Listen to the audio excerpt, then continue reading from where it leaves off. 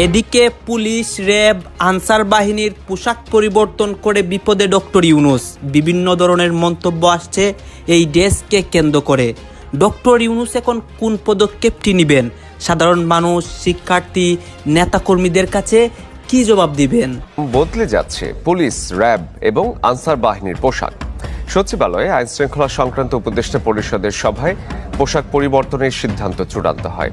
ঠিক এই সিদ্ধান্তর পরে কিন্তু জনগণরা কঠিনভাবে কেঁপে যায় ডক্টর ইউনূসের উপর। কেন তারা পোশাক পরিবর্তন এবং পোশাকটি তাদের পছন্দ হয়নি, আপনারা দেখতে পারবেন রাজপথের অবস্থা। মানে আজকের যে বিষয়টা বাংলাদেশের সবচেয়ে হলো যে পোশাক নিয়ে বিতর্ক, অর্থাৎ তিন বাহিনীর পোশাক, সেই পোশাক নিয়ে বিতর্ক চলছে প্রত্যেকটা জায়গা থেকে। হ্যাঁ, মুসলিম ভাইয়ের বউয়ে ডিজাইনটা কাটা করছে, ডিজাইনটা এবার আগে খুঁজান না কতক্ষণ এবার ফরা দাও।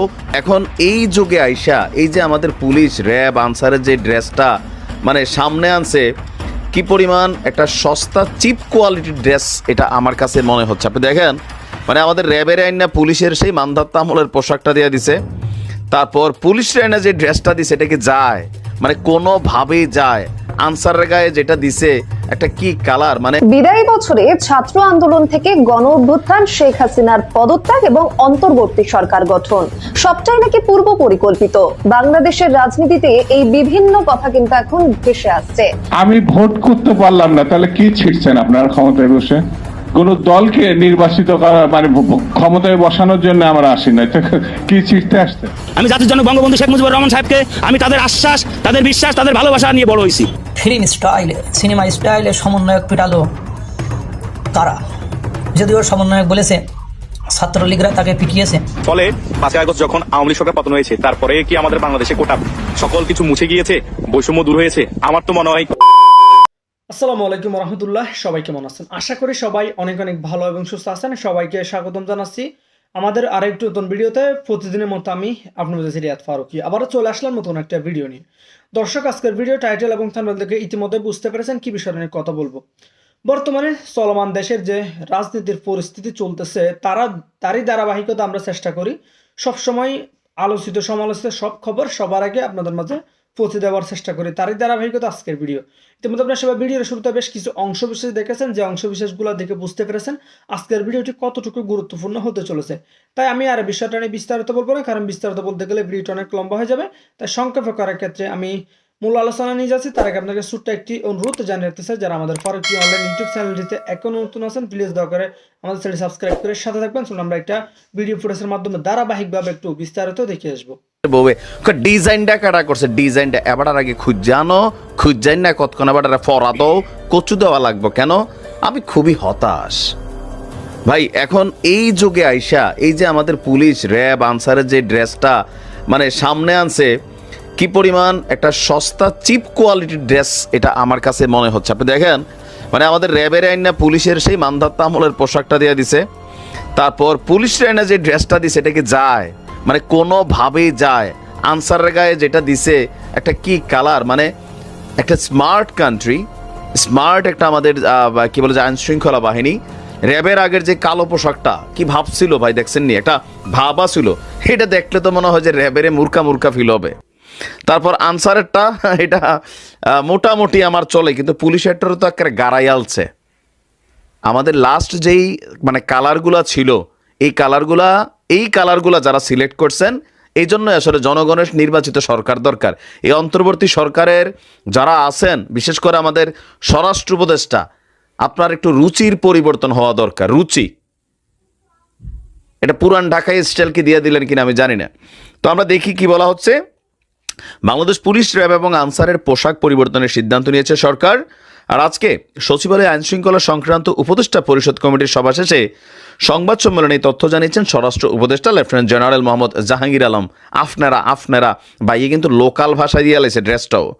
তো আমাদের সমাজ কল্যাণ উপদেষ্টা ছিলেন। আর বলা হচ্ছে যে জনগণের পক্ষ থেকে মানে ছাত্র জনতার আন্দোলনের পর পুলিশের পোশাক পরিবর্তনের জন্য একটা চাপ ছিল। তো সবার মন মানসিকতা পরিবর্তন করা জরুরি, সেই জন্য পুলিশ, র্যাব এবং আনসারের পোশাক পরিবর্তন করা হচ্ছে। পুলিশের পোশাক হবে লোহার রঙের মানে আয়রন, র্যাবের পোশাক হবে জলপাই, অলিভ, আর আনসারের পোশাক হবে সোনালি গম মানে গোল্ডেন ইয়ট। তো কবে থেকে বলা হচ্ছে যে আস্তে আস্তে ধীরে ধীরে এই ইয়াগুলা পরিবর্তন করা হবে।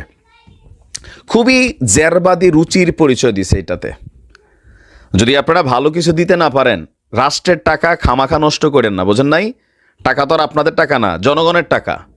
তো জনগণের টাকা, এই যে ড্রেসটা আপনারা সিদ্ধান্ত নিছেন, জনগণের একটু মতামত নেন। আমি বিশ্বাস করি এখন এগুলো দেখার পরে সবার হাহা রিয়েক্ট, ভমিটিং রিয়েক্ট ছাড়া ভালো কিছু আসে নাই। কত স্মার্ট ডিজাইন আছে, 10টা ডিজাইন ঘাটা দিলে পাওয়া যায়। মানে একটা আমরা 21শ শতাব্দীতে ডিল করছি তো ভাই, তাই না? আমার কাছে মনে হয় যে বাংলাদেশের 2% জনগণ, 2% ছাত্র জনতার একাংশ মানতে পারে, কারণ এদের সরকার তো, এরা ভাবে যে ওনারা যা করে একটা সাপোর্ট দেওয়া লাগবে। কিন্তু একজন নাগরিক হিসাবে আমি অন্তত র্যাবের এই পোশাকটা, পুলিশের পোশাকটা আমার পছন্দই হয় নাই। আনসারেরটা আমি জানি না আপনাদের কাছে কেমন লাগছে, আমার কাছে আনসারেরটা হয়তো 22-30% মার্ক পায়, এর বাহিরে এটা মার্কের কোনো কারণ দেখি না। তো একটু স্ট্যান্ডার্ড মেন্টালিটি চিন্তা করতে হবে। বাংলাদেশ অনেক দূর আগাই গেছে। এই পোশাক টোশাক এগুলা বাদ দিয়া নতুন ডিজাইন আনতে হবে, নতুন কালার চয়েস করতে হবে, এগুলাতে যায় না। 6 সদস্যের একটি সামরিক প্রতিনিধি দল পাকিস্তান সফর করেছে। সশস্ত্র বাহিনী বিভাগের principal staff officer lieutenant general SM Kamrul হাসানের নেতৃত্বে প্রতিনিধি দলটি 13 থেকে 18 জানুয়ারি পর্যন্ত পাকিস্তান সফর করেন। তার মানে ওনারা ফিরে এসছেন। এটা আন্তঃবাহিনী জনসংযোগ পরিদপ্তরের সংবাদ বিজ্ঞপ্তিতে জানানো হয়েছে। বাংলাদেশের একটা সামরিক দল, প্রতিনিধি দল পাকিস্তান সফর করছে। এটা নিয়ে নানা কথা হবার কথা, এবং কোথায় হবার কথা আমরা নিশ্চয়ই বুঝতে পারছি। ভারতের মিডিয়াতে এর মধ্যেই এটা নিয়ে আলাপ হচ্ছে যে দুই দেশের আমাদের জেনারেল, পাকিস্তান সেনাবাহিনী প্রধান, বিমান বাহিনী প্রধান তাদের সাথে দেখা করেছেন। পাকিস্তানের বিভিন্ন অস্ত্রশস্ত্র তাদেরকে দেখানো হয়েছে।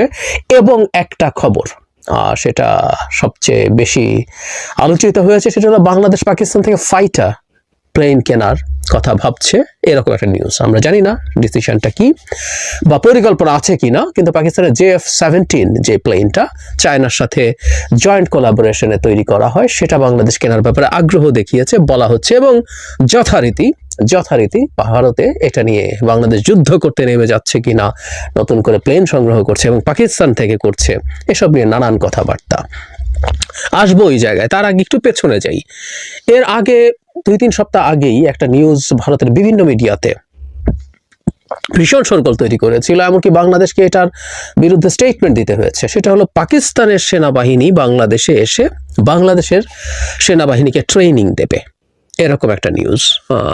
মানে ওইটাও গেল রব ওঠা, হাই রব ওঠা, যে এত বছর পর বাংলাদেশের ওপরে নিপীড়ন অত্যাচার চালানো পাকিস্তান সেনাবাহিনী আবার বাংলাদেশে আসছে এবং বাংলাদেশ তাদেরকে দিয়ে প্রশিক্ষিত হচ্ছে। কোনো সন্দেহ নেই বাংলাদেশের মাটিতে পাকিস্তান সেনাবাহিনীর বিভৎস বর্বরতার ইতিহাস আছে। তো আমরা প্রায় যেটা বলি, আন্তর্জাতিক সম্পর্ক কৌশলে চলে, স্বার্থে চলে। চিরস্থায়ী বন্ধুত্ব বা চিরস্থায়ী শত্রুতা বলে কিছু আন্তর্জাতিক সম্পর্কের ক্ষেত্রে হয় না। এটা স্বার্থটাই আসলে প্রধান বা একমাত্র ব্যাপার। দুটো দেশ তাদের পারস্পরিক স্বার্থ যদি মিউচুয়ালি তারা রক্ষা করতে পারে, সে সেটাই করবে। আমি বিশ্বাস করি বাংলাদেশের ভবিষ্যতের সামরিক পরিকল্পনায় পাকিস্তান নানা কারণে গুরুত্বপূর্ণ। প্রাথমিকভাবে শুধু কৌশলগত দিক যদি আমরা চিন্তা করি, সেটা হচ্ছে বাংলাদেশ আসলে তার মিলিটারিকে আধুনিকায়ন করতে হবে। যে ধরনের পরিস্থিতিতে আমরা আছি, ভারতকে সরিয়েই রাখি, মিয়ানমারের মতো দেশের সাথেও আমাদের বাজে পরিস্থিতি হতে পারে, বিশেষ করে যখন আমাদের সীমান্তে মিয়ানমারের বিদ্রোহীরা দখল করেছে তাদের সরকারি বাহিনী, সেখানে আবার হামলা করছে। আমি রাখাইন এবং চীন প্রভিন্সের কথা বলছি। এই রকম ঘটনা ঘটছে, তাদের দিক থেকে হুমকি থাকতে পারে, বা পুরো মিয়ানমার, মানে আমি এই আরাকান আর্মি বা এসব সংগঠনের কথা বলছি। এর বাইরে মিয়ানমারের সরকারের সাথে তো সরকারেরও কোনো না কোনো ধরনের পরিকল্পনা থাকতে পারে অস্থিরতাটা বাংলাদেশে রিজিওনালি ছড়িয়ে দেয়া। কেউ যখন খারাপ পরিস্থিতিতে থাকে, এই সম্ভাবনাগুলো উড়িয়ে দেওয়া যায় না। সুতরাং বাংলাদেশের সামরিক বাহিনীর আধুনিকায়ন লাগবে। আমি বহুবার একটা কথা বলেছি, যারা বলেন এই যে সামরিক বাহিনীর পেছনে এত খরচ হয়, এটা না করে এটা যদি শিক্ষার পেছনে, স্বাস্থ্যের পেছনে খরচ করা হতো, কত কি না হতো। অত্যন্ত স্টুপিড একটা আর্গুমেন্ট এটা। আমাদের শিক্ষা, স্বাস্থ্য, সামাজিক নিরাপত্তায় খুব সহজে বহু খরচ বাড়ানো যায়। আমি দীর্ঘদিন বাজেট নিয়ে আলোচনা করেছি, অ্যানালিসিস করেছি, আমি সেখানে দেখানোর চেষ্টা করেছি ওর জন্য সামরিক বাহিনীর ব্যয় কমানোর কোনো প্রয়োজন নেই। আমাদের সামরিক বাহিনীর পেছনে যৌক্তিক ব্যয় করতে হবে, এবং জরুরি কথা যেটা, সেটা হচ্ছে দুভাগে ব্যয়। একটা হলো আমাদের যে জনশক্তি আছে, তাদের সুযোগ সুবিধা আছে সেটার পেছনে, আরেকটা হচ্ছে আমাদের সামরিক ইকুইপমেন্ট সংগ্রহ করার ক্ষেত্রে।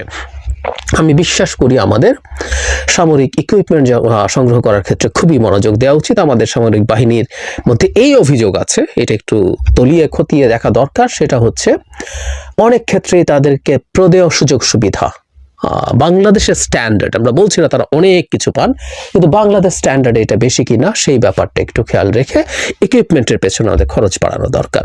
এই যে ফাইটার প্লেনের কথা আসলো, বাংলাদেশ গ্লোবাল ফায়ার পাওয়ার ইন্ডেক্সে বাংলাদেশের অবস্থান হচ্ছে 35, এটা ইনক্রিজ করছে। গত বছর 37 ছিল আমি ভুল না করে থাকলে।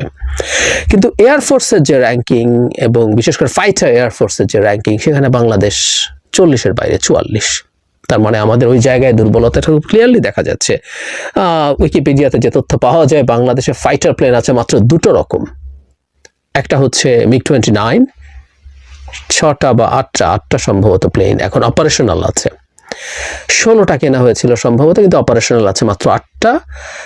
আর 36টা আছে J7, মানে এক ধরনের প্রাগৈতিহাসিক বিমান এভাবে বলা যেতে পারে। J7 হচ্ছে আসলে MiG-29 প্লেনটার একটা লাইসেন্সড ভ্যারিয়েন্ট, চায় না এটা বানাতো। এরপর যেটা হয়, প্রত্যেকটা প্লেন অনেকটা আপগ্রেডেড হয়ে থাকে। প্রথম যখন MiG-29 বানানো হয়েছে 10 বছর, 15 বছর, 20 বছর পর ওটা একই প্লেন থাকে না। I agree.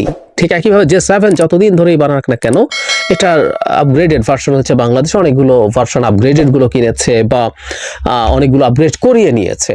মানে অনেক কিছু, ও কিভাবে ধরনের অস্ত্র ব্যবহার করে সেটার আপগ্রেডেশন হয়, এভিয়ানিক্স, তার সবকিছু মিলে, তার রেডার সহ, তার সেন্সিটিভিটি রেডারের, এইরকম নানানভাবে এগুলোকে আপগ্রেড করে তোলা যায়। কিন্তু তারপরও আসলে বাংলাদেশের এই জায়গায় ভীষণ দুর্বলতা রয়ে গেছে। আমি উইকিপিডিয়া ঘেটে দেখলাম এবং গ্লোবাল ফায়ার পাওয়ার ইন্ডেক্সেও দেখলাম, বাংলাদেশের একটা অ্যাটাক হেলিকপ্টার নেই। আমাদের একটা এয়ারফোর্স আছে যেটার কোনো অ্যাটাক হেলিকপ্টার নেই, জেনুইন অ্যাটাক হেলিকপ্টার। আমরা জানি অনেক হেলিকপ্টারের মধ্যে আপনি অ্যাটাক করার মতো জিনিসপত্র নিতে পারেন, বিশেষ করে রকেট লঞ্চার নেওয়া যায়, সাথে ক্যানন নেওয়া যায়, এগুলো আছে। কিন্তু একেবারে ডেডিকেটেড অ্যাটাক হেলিকপ্টার বাংলাদেশে একটাও নেই। সো আমাদের তো আসলে এই জিনিসগুলো আপগ্রেড করতে হবে। JF-17 যে প্লেনটা পাকিস্তানে তৈরি হয়, সেটা একটা 4th জেনারেশন এবং মাল্টি রোল ফাইটার। এটা ইম্পর্টেন্ট। সেটা হলো আমাদের MiG-29 আছে মাল্টি রোল, কিন্তু J7 আসলে জাস্ট ইন্টারসেপ্টার ফাইটার, এভাবে বলতে পারি সহজ। মানে এটা শুধুমাত্র অন্য প্লেনের সাথে ফাইট করতে পারে, যে অ্যাটাক করতে আসছে তাকে ঠেকানোর জন্য পাল্টা। কিন্তু মাল্টি রোল, নানান রকম মাল্টি রোল হয়, কিন্তু আমি দেখলাম JF-17 অন্তত 3টা কাজ সে করতে পারে। সে ইন্টারসেপ্টর হিসাবে ইউজ করতে পারে, সে মানে অন্য যুদ্ধ বিমানকে ঠেকানোর ক্ষেত্রে তার সাথে ফাইট করতে পারে, সে গ্রাউন্ড লেভেলে গ্রাউন্ডে অ্যাটাক করতে পারে, এবং এরিয়াল রিকনসেন্স খুব ইম্পর্টেন্ট, সে ওপর থেকে নজরদারি করতে পারে বাতাস থেকে। সো এই ধরনের মাল্টি রোল ফাইটারের যুগ এখন। এই যে আমরা যেসব প্লেনকে অনেক বেশি দেখি, সেগুলো সবই মাল্টি রোল আসলে। যেমন এখন আমেরিকার লেটেস্টগুলোর কথা যদি বলি, সেগুলো F-35, F-22 প্রত্যেকটা মাল্টি রোল ফাইটার, যেগুলো খুবই আলোচিত আর কি। তারপরে F-16, এর আগে এখনো প্রচুর F-16 অপারেশনাল আছে, এগুলো প্রত্যেকটা মাল্টি রোল। বা রাশিয়ার ক্ষেত্রে আমরা যেসব প্লেনের বেশি বিখ্যাত, Su-57 যেটা 5th জেনারেশন, সেটা মাল্টি রোল। তারপরে Su-35, এগুলো সব আসলে মাল্টি রোল ফাইটার্স। মিরাজ একটু পুরনো হয়ে গেছে। রাফাল এখন ফ্রান্সের যে ফাইটার, ইউরো ফাইটার, টাইফুন, মানে বিখ্যাত এখন যত ফাইটার আছে সবগুলো মাল্টি রোল ফাইটার। সো এটা পাকিস্তানে তৈরি, চাইনিজ প্রযুক্তিতে। তারপরে এটা একটা মাল্টি রোল ফাইটার এবং একটা 4th জেনারেশন ফাইটার। সো আমাদের অন্তত এক্সিস্টিং যে বহর আছে তার তুলনায় অনেক বেশি আপগ্রেডেড হতে পারে এই প্লেন যদি আমরা কিনবো কিনা পরে আসছি। এবং তথ্য ঘেটে দেখলাম যে F-16 এর অর্ধেক খরচে আমরা এই ধরনের একটা প্লেন কিনতে পারি। কাছাকাছি প্রাইসে বা একটু বেশি প্রাইসে সুইডিশ একটা প্লেন গ্রিপেন নিয়ে অনেক আলোচনা হয় সারা পৃথিবীতে, সেটাও একটা গুরুত্বপূর্ণ অপশন হতে পারে। যাই হোক, আমাদের কিনতে হবে। এবং পাকিস্তান থেকে যদি এই জায়গাটা খুব ইম্পর্টেন্ট, আমরা যদি মনে করি পাকিস্তানের কোনো ফাইটার আমাদের জন্য ভালো হবে, আমরা দাম বা সবকিছু মিলিয়ে আমরা F-16 কিনতে পারবো না চাইলে, বা যে দামে আমরা F-16 কিনবো তাতে যদি একটা দামে দুটো পাই, আমাদের ফ্লিটটা বেটার হবে।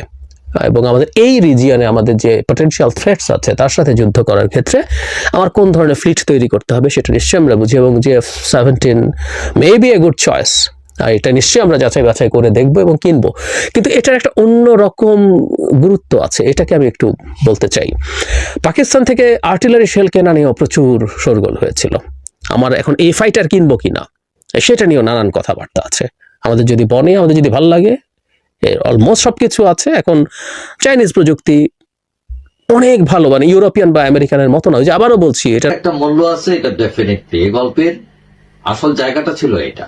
এখন এই পোশাকের গল্পটা কেন বললাম, কারণ আজকে সোমবার দেখলাম যে আমাদের দেশে যে আইন শৃঙ্খলা বাহিনী আছে, পুলিশ, র্যাব, আনসার, তাদের পোশাক পরিবর্তনের সিদ্ধান্ত চূড়ান্ত হয়েছে এবং উপদেষ্টা পরিষদের বৈঠকে এটা অনুমোদন দেওয়া হয় এবং সিদ্ধান্ত নেওয়া হয় যে পুলিশের ড্রেস হবে মানে লোহা আয়রন রঙের, আর র্যাবের ড্রেস হবে জলপাই রঙের, আনসারের ড্রেস হবে সোনালী গমের রঙের। এই হলো 3 রকম। এখন কথা হচ্ছে যে এই ড্রেস বা পোশাক পাল্টিয়ে লাভটা কি, আসলে কোনো লাভ আছে কিনা। প্রথম কথা হচ্ছে এটাতে খরচ অনেক বেশি। এখন আগের যে পোশাক ছিল সব ফেলে দিতে হবে, আর নতুন পোশাক বানানোতে অনেক খরচ এবং এটাকে রাষ্ট্রকে বহন করতে হবে। এখন এটা খরচ করলাম আমরা, ঠিক আছে, এটা এখন এইটাতে কি ফায়দা আসতেছে? একটা যুক্তি আপনারা দিতে পারেন, সেটা হলো যে না, অনেক ভুল ভ্রান্তি হয়েছে, আমরা নতুন ভাবে শুরু করব, এই একটা যুক্তি। আচ্ছা ঠিক আছে, হ্যাঁ, কিন্তু কথায় আছে না যে ফলে পরিচয় খোলসে নয়। তো এখন আপনার র্যাবের উপর মানবতা, র্যাব, পুলিশ, এগুলোর উপর মানবতা বিরোধী অপরাধের অভিযোগ ছিল। আমেরিকা নিষেধাজ্ঞা দিয়েছিল র্যাবের উপর। এবং আমাদের দেশে যে পুলিশ জনবান্ধব নয়। ওই যে মাছের রাজা ইলিশ, মানুষের রাজা পুলিশ, এইটা মনে করে তারা নিজেকে রাজা মনে করত এবং সবাইকে প্রজা মনে করে ওইভাবে আচরণ করত তারা। আজকে ইউরোপ, আমেরিকায় আপনি যান, দেখবেন যে রাতে অন্ধকার রাস্তায় আপনি একা একা হাসতেছেন, আপনার ভয় লাগতেছে। যখন একটা পুলিশের গাড়ি দেখবেন তখন আপনার কিন্তু সাহস আসবে যে সমস্যা নাই, পুলিশ আসছে। কিন্তু আমাদের দেশে এইরকম অন্ধকার রাস্তায় হঠাৎ করে পুলিশ আসলে মানুষের মধ্যে ভয় ঢুকে যে হায় হায় পুলিশ আবার কোন ঝামেলা করে, আবার টাকা চায় কিনা, আবার ক্রস ফায়ার এনে ফেলে দেয় কিনা। তো এই যে আস্থার জায়গাটা, সেখানে আসতে পারেনি পুলিশ। এখন কথা হলো যে পোশাক পাল্টান, সমস্যা নাই, নতুন পোশাক দেখতে সুন্দর লাগে, ঠিক আছে, একটা বৈচিত্র্য থাকে। একই পোশাক দেখতে দেখতে হয়তো আমরা বোর্ড হয়ে গেছি, কিন্তু আপনি পোশাক পাল্টালেন কিন্তু আপনার স্বভাব পাল্টালেন না, চরিত্র পাল্টালেন না, খাইসলত বদলালেন না, ঘুষ খাওয়া অব্যাহত রাখলেন, মানুষকে নিপীড়ন করা চালিয়ে গেলেন, আপনি রক্তচক্ষু তুলে ধরলেন, আপনি মানুষকে বন্ধু মনে করলেন না, ভাই মনে করলেন না, বোন মনে করলেন না, তাকে সার্ভিস দিলেন না, সহযোগিতা করলেন না। তো এইগুলো আগে বদলাতে হবে। এইগুলো না বদলায় শুধু পোশাক বদলানো হলে ওই যে খোলসটাই, এটার কোনো মূল্য থাকবে না।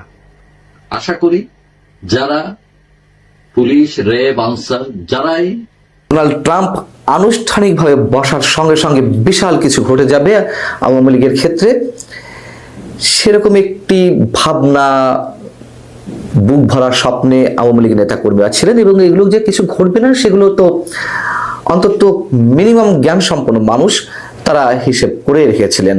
এত সহজে 20 তারিখে বিশাল কিছু ঘটে যাবে, ডক্টর ইউনূসের পতন ঘটবে, এরকমটা হওয়ার ন্যূনতম কোনো সম্ভাবনা ছিল না।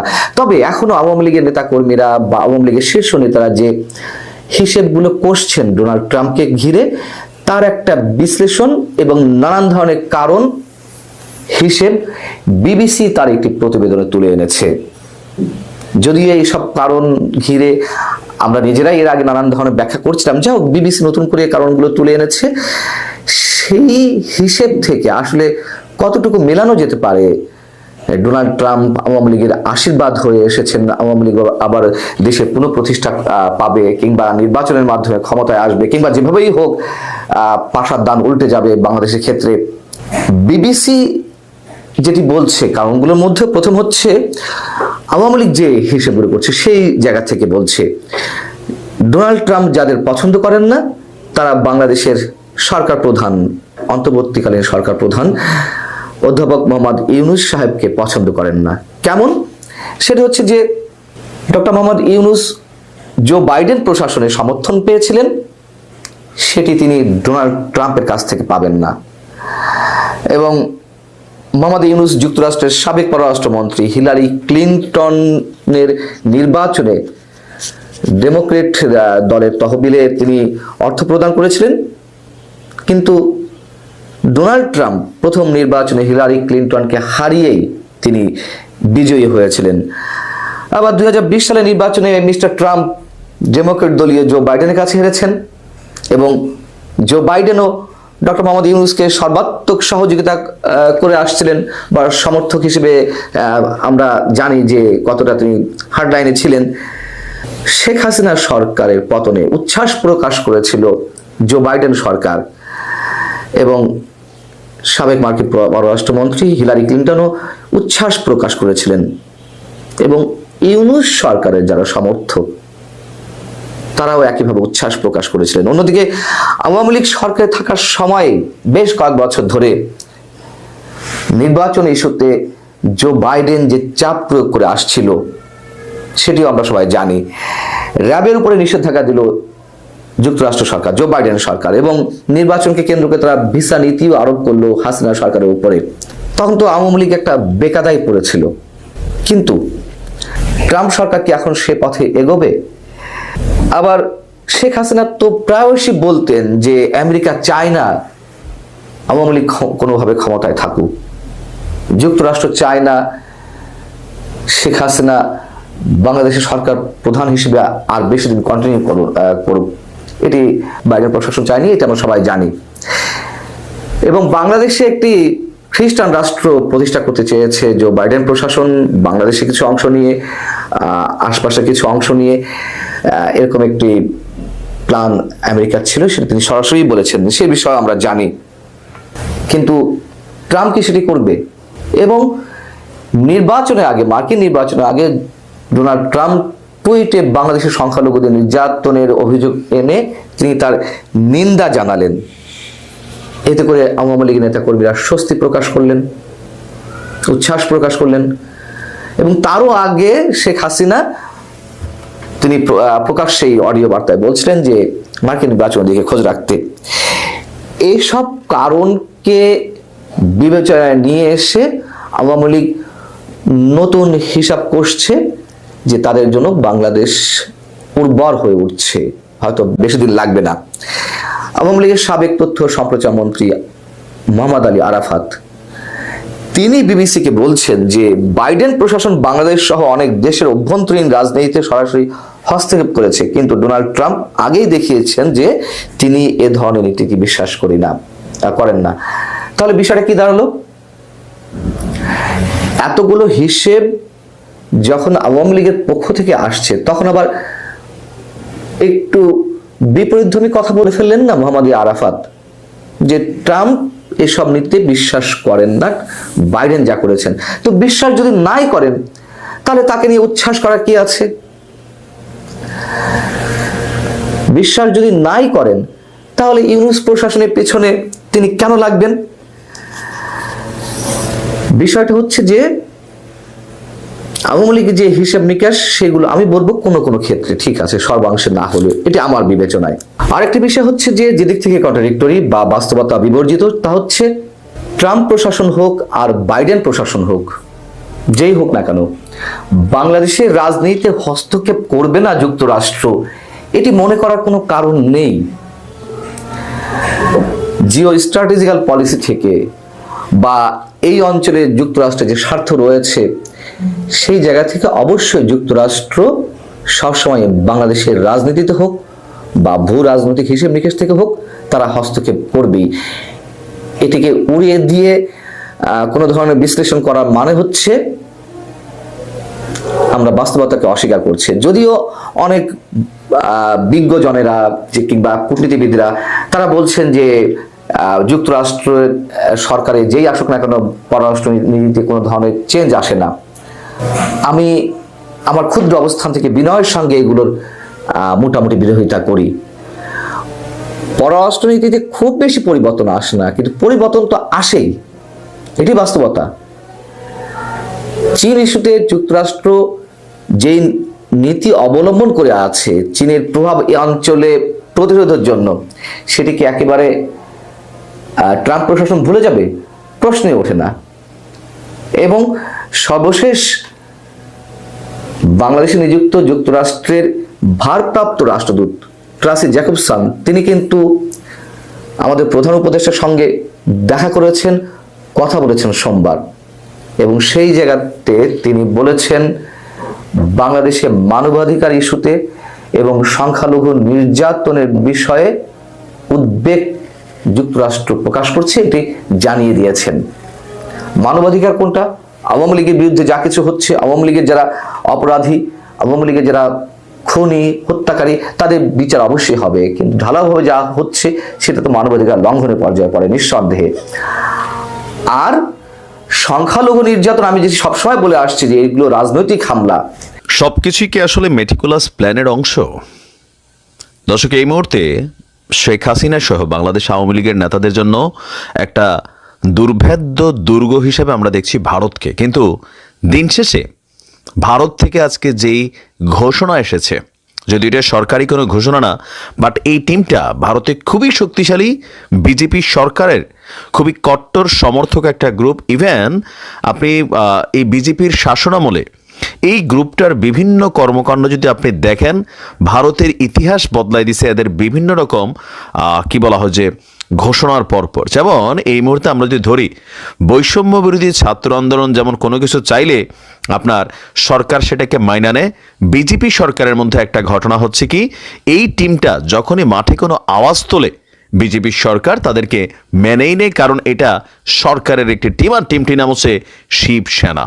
নিশ্চয়ই চিনতে পারছেন, ভারতে খুবই প্রভাবশালী একটা গোষ্ঠী, কট্টর হিন্দুত্ববাদী একটা সংগঠন।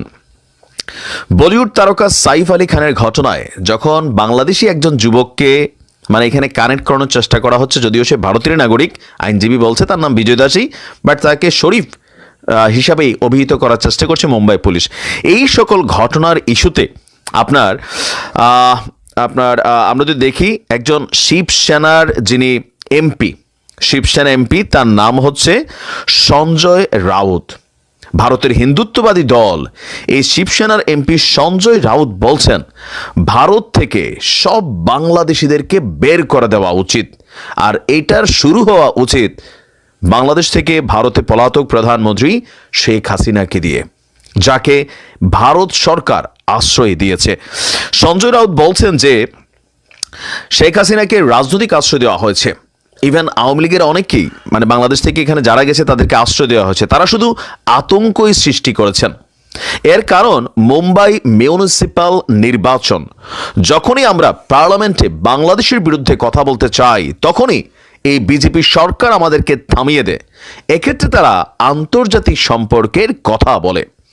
10 দিন আগে তারা লাভ জিহাদে অভিযুক্ত সাইফ আলী খানকে আপনার এখন তাকে নিয়ে তারা উদ্বিগ্ন। তিনি বলছেন যে আমরা যদি দেখি প্রধানমন্ত্রী নরেন্দ্র মোদী তাদের অনেকটা প্রশ্রয় দিচ্ছেন, আর পুলিশ বলছে যে সাইফ আলী খানের ঘটনায় অভিযুক্ত যেই যুবক তার বাড়ি বাংলাদেশের ঝালকাঠিতে।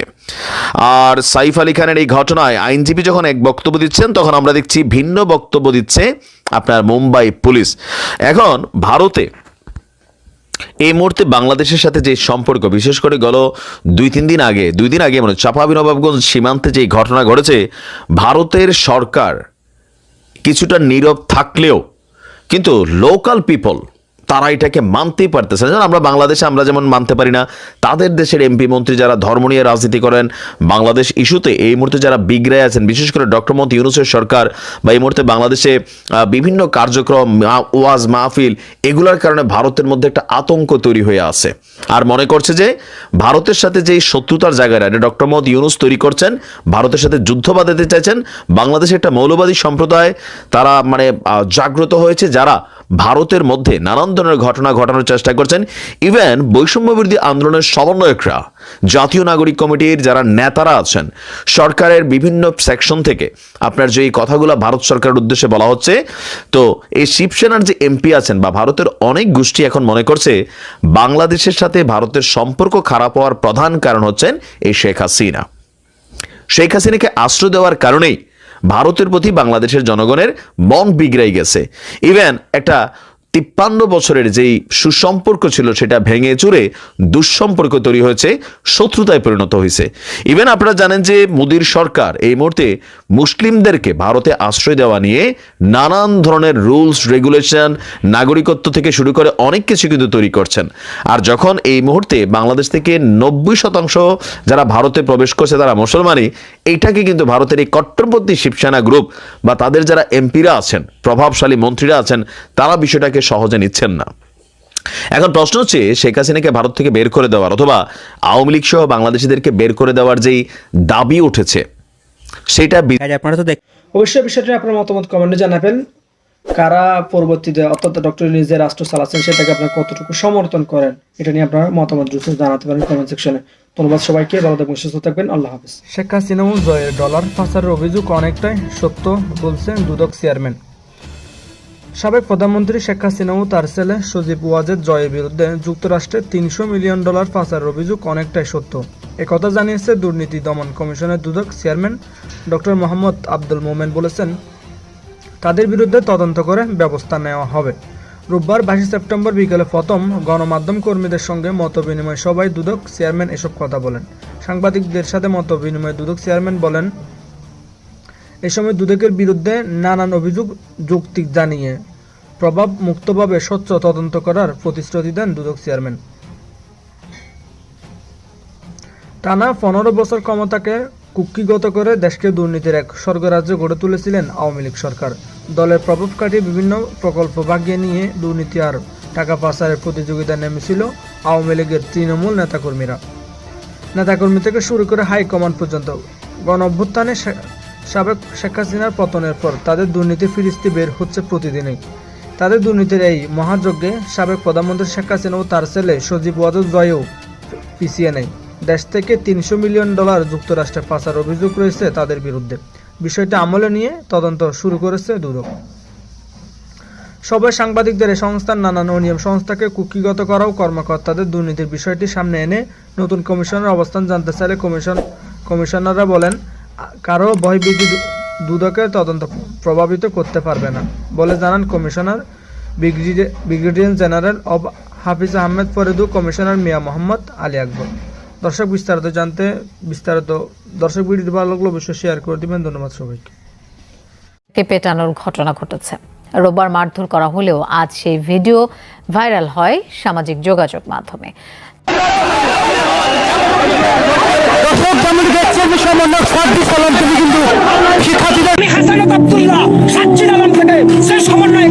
আপনাদেরকে বলবো, আপনারা বিশ্ববিদ্যালয়ের ছাত্র, মনে রাখবেন অতিরঞ্জিত কোনো কিছু ভালো না। আওয়ামী লীগ তাও অ্যাঙ্গেলে বাইরবার দিছে, এরা হয়তো উঠতেই দিবি না। এখন কথা ঠিক, এরা ক্ষমতা না পায়া এর কে তো মোশান হসে ভাই। এরা ক্ষমতা পালে কি যে করবি? এই সরকার দরকার নাই।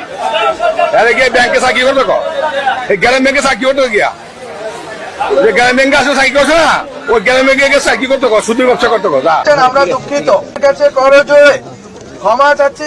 আমরা 5 জন মিলে ওয়াদা করছি, আমরা দুঃখিত বললাম তো, আমরা দুঃখিত, আমাদেরকে ক্ষমা করেন। ক্ষমা চাচ্ছি, আমাদের ব্যর্থতা আছে, ভুল আছে, একটু প্লিজ একটু বোঝার চেষ্টা করেন। আমাদের বললাম আমাদের ভুল হয়েছে, প্লিজ একটু বোঝার চেষ্টা করেন। ডক্টর ইউনূসে আমরা কামু, এক কথাই শেষ। আচ্ছা, আমরা এরকম ছাত্র প্রতিষ্ঠা চাই না, যে ছাত্র প্রতিষ্ঠায় এই দেশটা আমরা চাই না। আপনি 2 জন ছাত্রের উপদেষ্টা বানাই দিয়ে তারা একজন আন্দাজে মানে আনটাটকায় সরার দুধ দানি এমন গাঁদা খাচ্ছে বসে বসে। এটা গাঁদা খাওয়ার মতন কথা, যে এরাই দেশ ঠিক করে দেবে না। বেশিরভাগ এই যে সার্জিস আলম, হাসান আব্দুল্লাহ, মানে এরাই কিন্তু এই ব্যাপারে বেশি জড়াইছে, ঠিক আছে? এরাই দিন শেষে ক্রিমিনাল, মানে ঠান্ডা মাথার খুনি। মানে উপরে সৌদি আরব, ভিতরে আমেরিকা, বুঝছেন?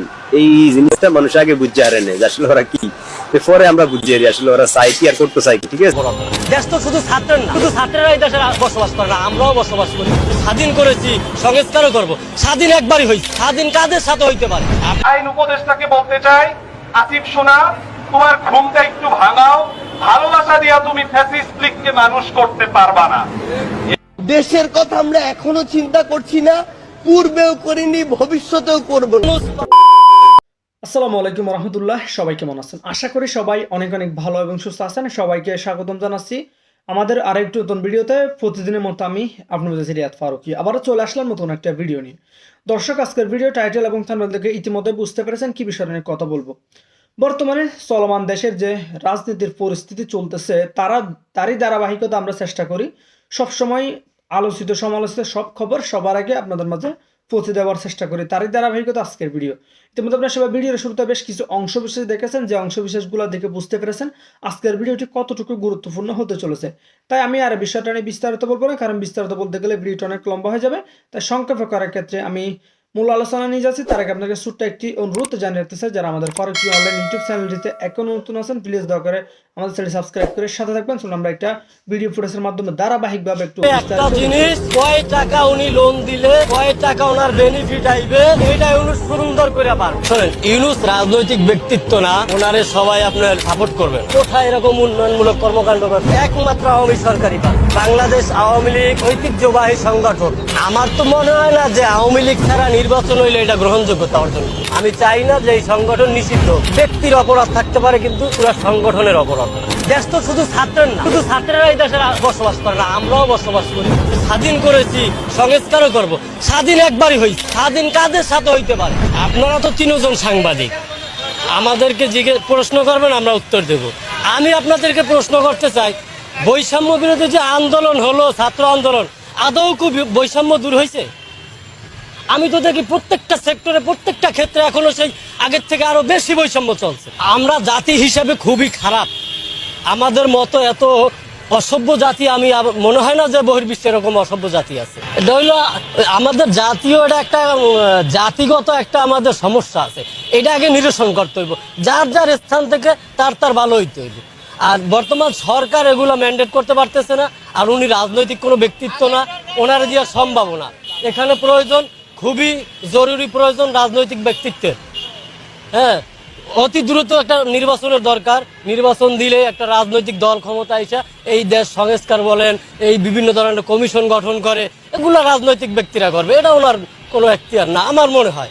আমার ব্যক্তিগত এটাই মন্তব্য, যে আমার মনে হয় না যে। আসসালামু আলাইকুম।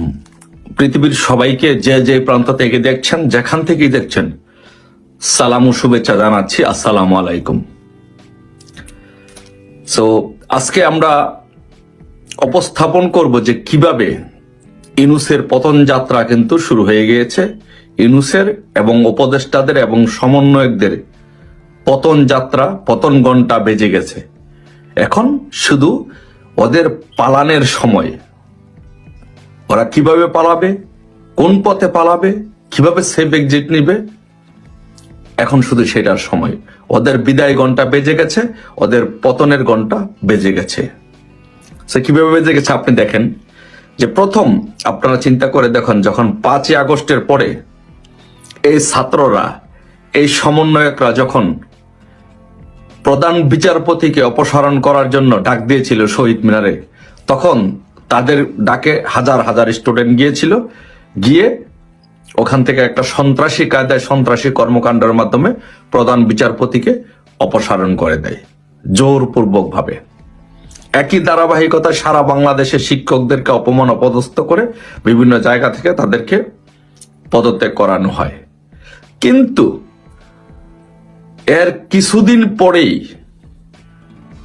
বাংলাদেশের ছাত্র জনতা, বিশেষ করে ছাত্ররা যখন বুঝতে পেরেছে যে এই সমন্বয়করা আমাদের সাথে প্রতারণা করেছে, এই সমন্বয়করা আমাদের সাথে প্রতারণা করে একটি রাষ্ট্র ধ্বংস করেছে, একটি দেশ ধ্বংস করেছে, একটি সমাজ ধ্বংস করেছে, তখন এই ছাত্ররা এবং জনতা কেউ তাদের পাশে আর থাকেনি।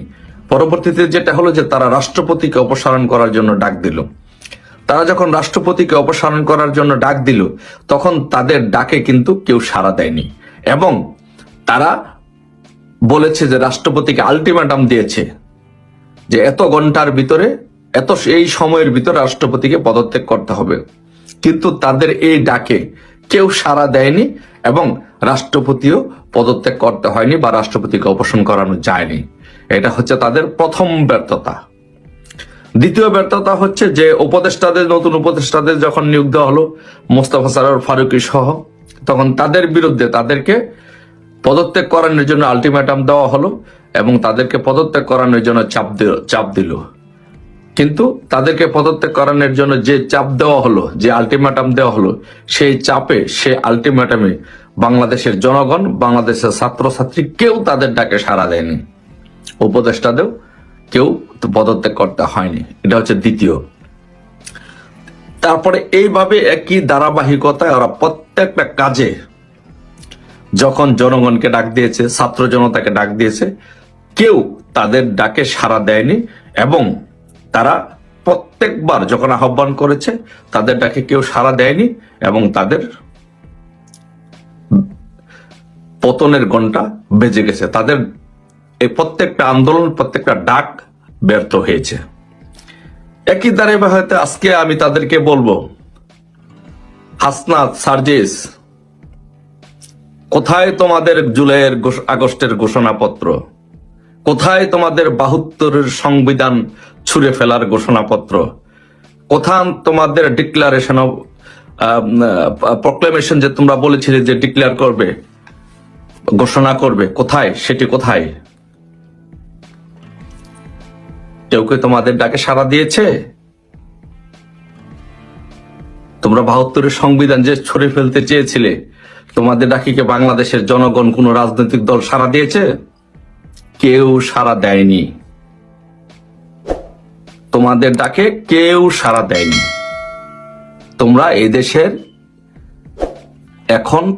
এদেশের মানুষের কাছে, এদেশের জনগণের কাছে একটি সন্ত্রাসী গোষ্ঠী হিসাবে, একটি জঙ্গি গোষ্ঠী হিসাবে তোমাদের মানুষ, এদেশের মানুষ মনে করে যে তোমরা একটি সন্ত্রাসী গোষ্ঠী, তোমরা একটি জঙ্গি গোষ্ঠী। তোমাদের ডাকে বাংলাদেশের কেউ সাড়া দেয়নি। আজকে তো 15 তারিখ, কোথায়? আজকে 15 তারিখ, কোথায় তোমাদের সেই সংবিধান স্থগিত করার সেই আহ্বান? আজকে তোমরা ডিক্লেয়ার করবা বলছে তোমরা বলেছিলে যে আজকে তোমরা প্রক্লেমেশন ঘোষণা করবা, কোথায়? তোমাদের আজকে সেই ঘোষণাপত্রটি কোথায়? তোমাদের ডাকে তো কেউ সাড়া দেয়নি। আজকে তো তোমরা করতে পারছো না। তোমাদের যদি ন্যূনতম পরিমাণ কোনো লজ্জাবোধ থেকে থাকে, তোমাদের পরিমাণ যদি ন্যূনতম পরিমাণ কোনো আদর্শ থেকে থাকে, তোমাদের যদি ন্যূনতম পরিমাণ কোনো লজ্জা থাকে, তাহলে তোমরা এখনই পদত্যাগ করে এই দেশের জনগণের কাছে ক্ষমা চেয়ে তোমাদের বিদায় নেওয়া উচিত। তোমরা যতবারই ডাক দিয়েছ, যতবারই আলটিমেটাম দিয়েছ, কোনো আলটিমেটামই তোমাদের পূরণ হয়নি। আজকে তোমাদের ঘোষণাপত্র কোথায়? আজকে তো তোমরা ঘোষণাপত্র দিতে পারোনি। 72-এর সংবিধান তোমরা স্থগিত করতে পারোনি। তোমরা নাকে খত দিয়ে এখন এই দেশের দেশ ও জাতির কাছে ক্ষমা চেয়ে তোমাদের পদত্যাগ করা উচিত। উপদেষ্টাদেরকে বলবো, সমন্বয়কদেরকে বলবো, বাট তোমরা তো সেটি করবা না। তোমাদেরকে সেটি করানো হবে। তোমাদেরকে নাকে খত দিয়ে এই ঘোষণাপত্র তোমরা ঘোষণা করা লাগবে না। এই ঘোষণাপত্র তোমাদেরকে আমরা ঘোষণা করাবো। শহীদ মিনার থেকে নাকে খত দিয়ে দিয়ে রাজু ভাস্কর জানবো। এইভাবে নাকে খত দিতে দিতে, এইভাবে নাক মরাইতে মরাইতে শহীদ মিনার থেকে শুরু করবা, অপরাজয় বাংলার পাদদেশে পর্যন্ত আসবা। তোমাদেরকে সেই ব্যবস্থা করব। বেশি দিন নাই, তোমাদের সময় গণিয়ে আসছে। তোমাদের ডাকে কেউ সাড়া দিবে না। তোমাদের ঘোষণাপত্র, তোমাদের রাষ্ট্রপতি অপসারণ, উপদেষ্টা অপসারণ, হ্যান করেগা তেন করেগা, দিন শেষ। এইসব দিন চলে গেছে। তোমাদের বুঝে গেছে এই দেশের জনগণ যে তোমরা একটা বাউতাবাজি জঙ্গি সংগঠন। তোমাদের জঙ্গি নেতা ইনুস, জঙ্গি ইনুস, সে রাস্তা খুঁজছে, পালাচ্ছে, কোন দিকে পালাবে, কোন পথে পালাবে, সেই রাস্তা খুঁজছে। রাস্তা খোঁজো। 19 তারিখ মাননীয় প্রধানমন্ত্রী বঙ্গবন্ধু কন্যা শেখ হাসিনা ভাষণ দিবেন। শেখ হাসিনা যখন ভাষণ দিবেন, শুধু শেখ হাসিনা শুধু অবজার্ভ করছেন বাংলাদেশের পরিস্থিতি, যে বাংলাদেশে যেন কোনো ক্ষয়ক্ষতি যেন না হয়, সেই জিনিসটি পরিস্থিতি অবজার্ভ করে শেখ হাসিনা বঙ্গবন্ধু কন্যা শেখ হাসিনা যখন শুধু এই কথাটি বলবেন, যখন শুধু ভাষণে এই কথাটি বলবেন, আমি বঙ্গবন্ধু কন্যা শেখ হাসিনা বলছি, আমি বাংলাদেশকে ভালোবাসি, আমি বাংলাদেশের মাটিকে ভালোবাসি, আমি বাংলাদেশের মাটির ঘ্রাণ ভালোবাসি, আমি বাংলাদেশে যেতে চাই, আমি বাংলাদেশের জনগণের কাছে যেতে চাই, আমি বাংলাদেশ ছাড়া থাকতে পারবো না, আমি বাংলাদেশের জনগণ ছাড়া থাকতে পারবো না, আমার মৃত্যু হয় হবে, আমার ফাঁসি হয় হবে, আমার জেল হয় হবে, আমি এত তারিখে আমি বাংলাদেশে আসব, এয়ারপোর্টে শাহজালাল আন্তর্জাতিক বিমানবন্দরে 3টার সময় আমি ল্যান্ড করব, তোমাদের যা যা আছে সারা বাংলাদেশ থেকে মার্চ টু বিমানবন্দর ঘোষণা করো, মার্চ টু ঢাকা তোমরা ঘোষণা করো, আমি আসব, আমি বাংলাদেশের মানুষের কাছে আসব, আমি মৃত্যুকে পরোয়া করি না, আমি জেলকে পরোয়া করি না, আমি কোনো কিছুকে পরোয়া করি না, আমি দেশের জনগণকে ভালোবাসি, এই দেশের মাটিকে ভালোবাসি, আমি এই দেশের জনগণের কাছে যেতে চাই, আমি এই দেশের মানুষের কাছে যেতে চাই। বঙ্গবন্ধু কন্যা যখন সেই ডাক দিবে, সেই কথাটি দিবে, এই ভাষণটুকু যখন দিবে, তখন বাংলাদেশের প্রতিটি আনাচে গানাচে থেকে লক্ষ লক্ষ কোটি কোটি জনতা ঢাকার দিকে রওনা করবে, ঢাকায় চলে আসবে। সেদিন ঢাকার রাজপথ শুধু থাকবে জয় বাংলা ধ্বনিতে প্রকম্পিত থাকবে। ঢাকার রাজপথ সারা বাংলাদেশের প্রতিটি অলিতে গলিতে থেকে জয় বাংলা পদধ্বনিতে বাংলাদেশের মানুষ ঢাকার দিকে রওনা করবে। সেই দিনটি বেশি দূরে নয়, অল্প কিছুদিনের মধ্যে ইনশাল্লাহ মাননীয় প্রধানমন্ত্রী বঙ্গবন্ধু কন্যা সেই ঘোষণা দিচ্ছে। সেই ঘোষণার জন্য সকলে অপেক্ষা করুন।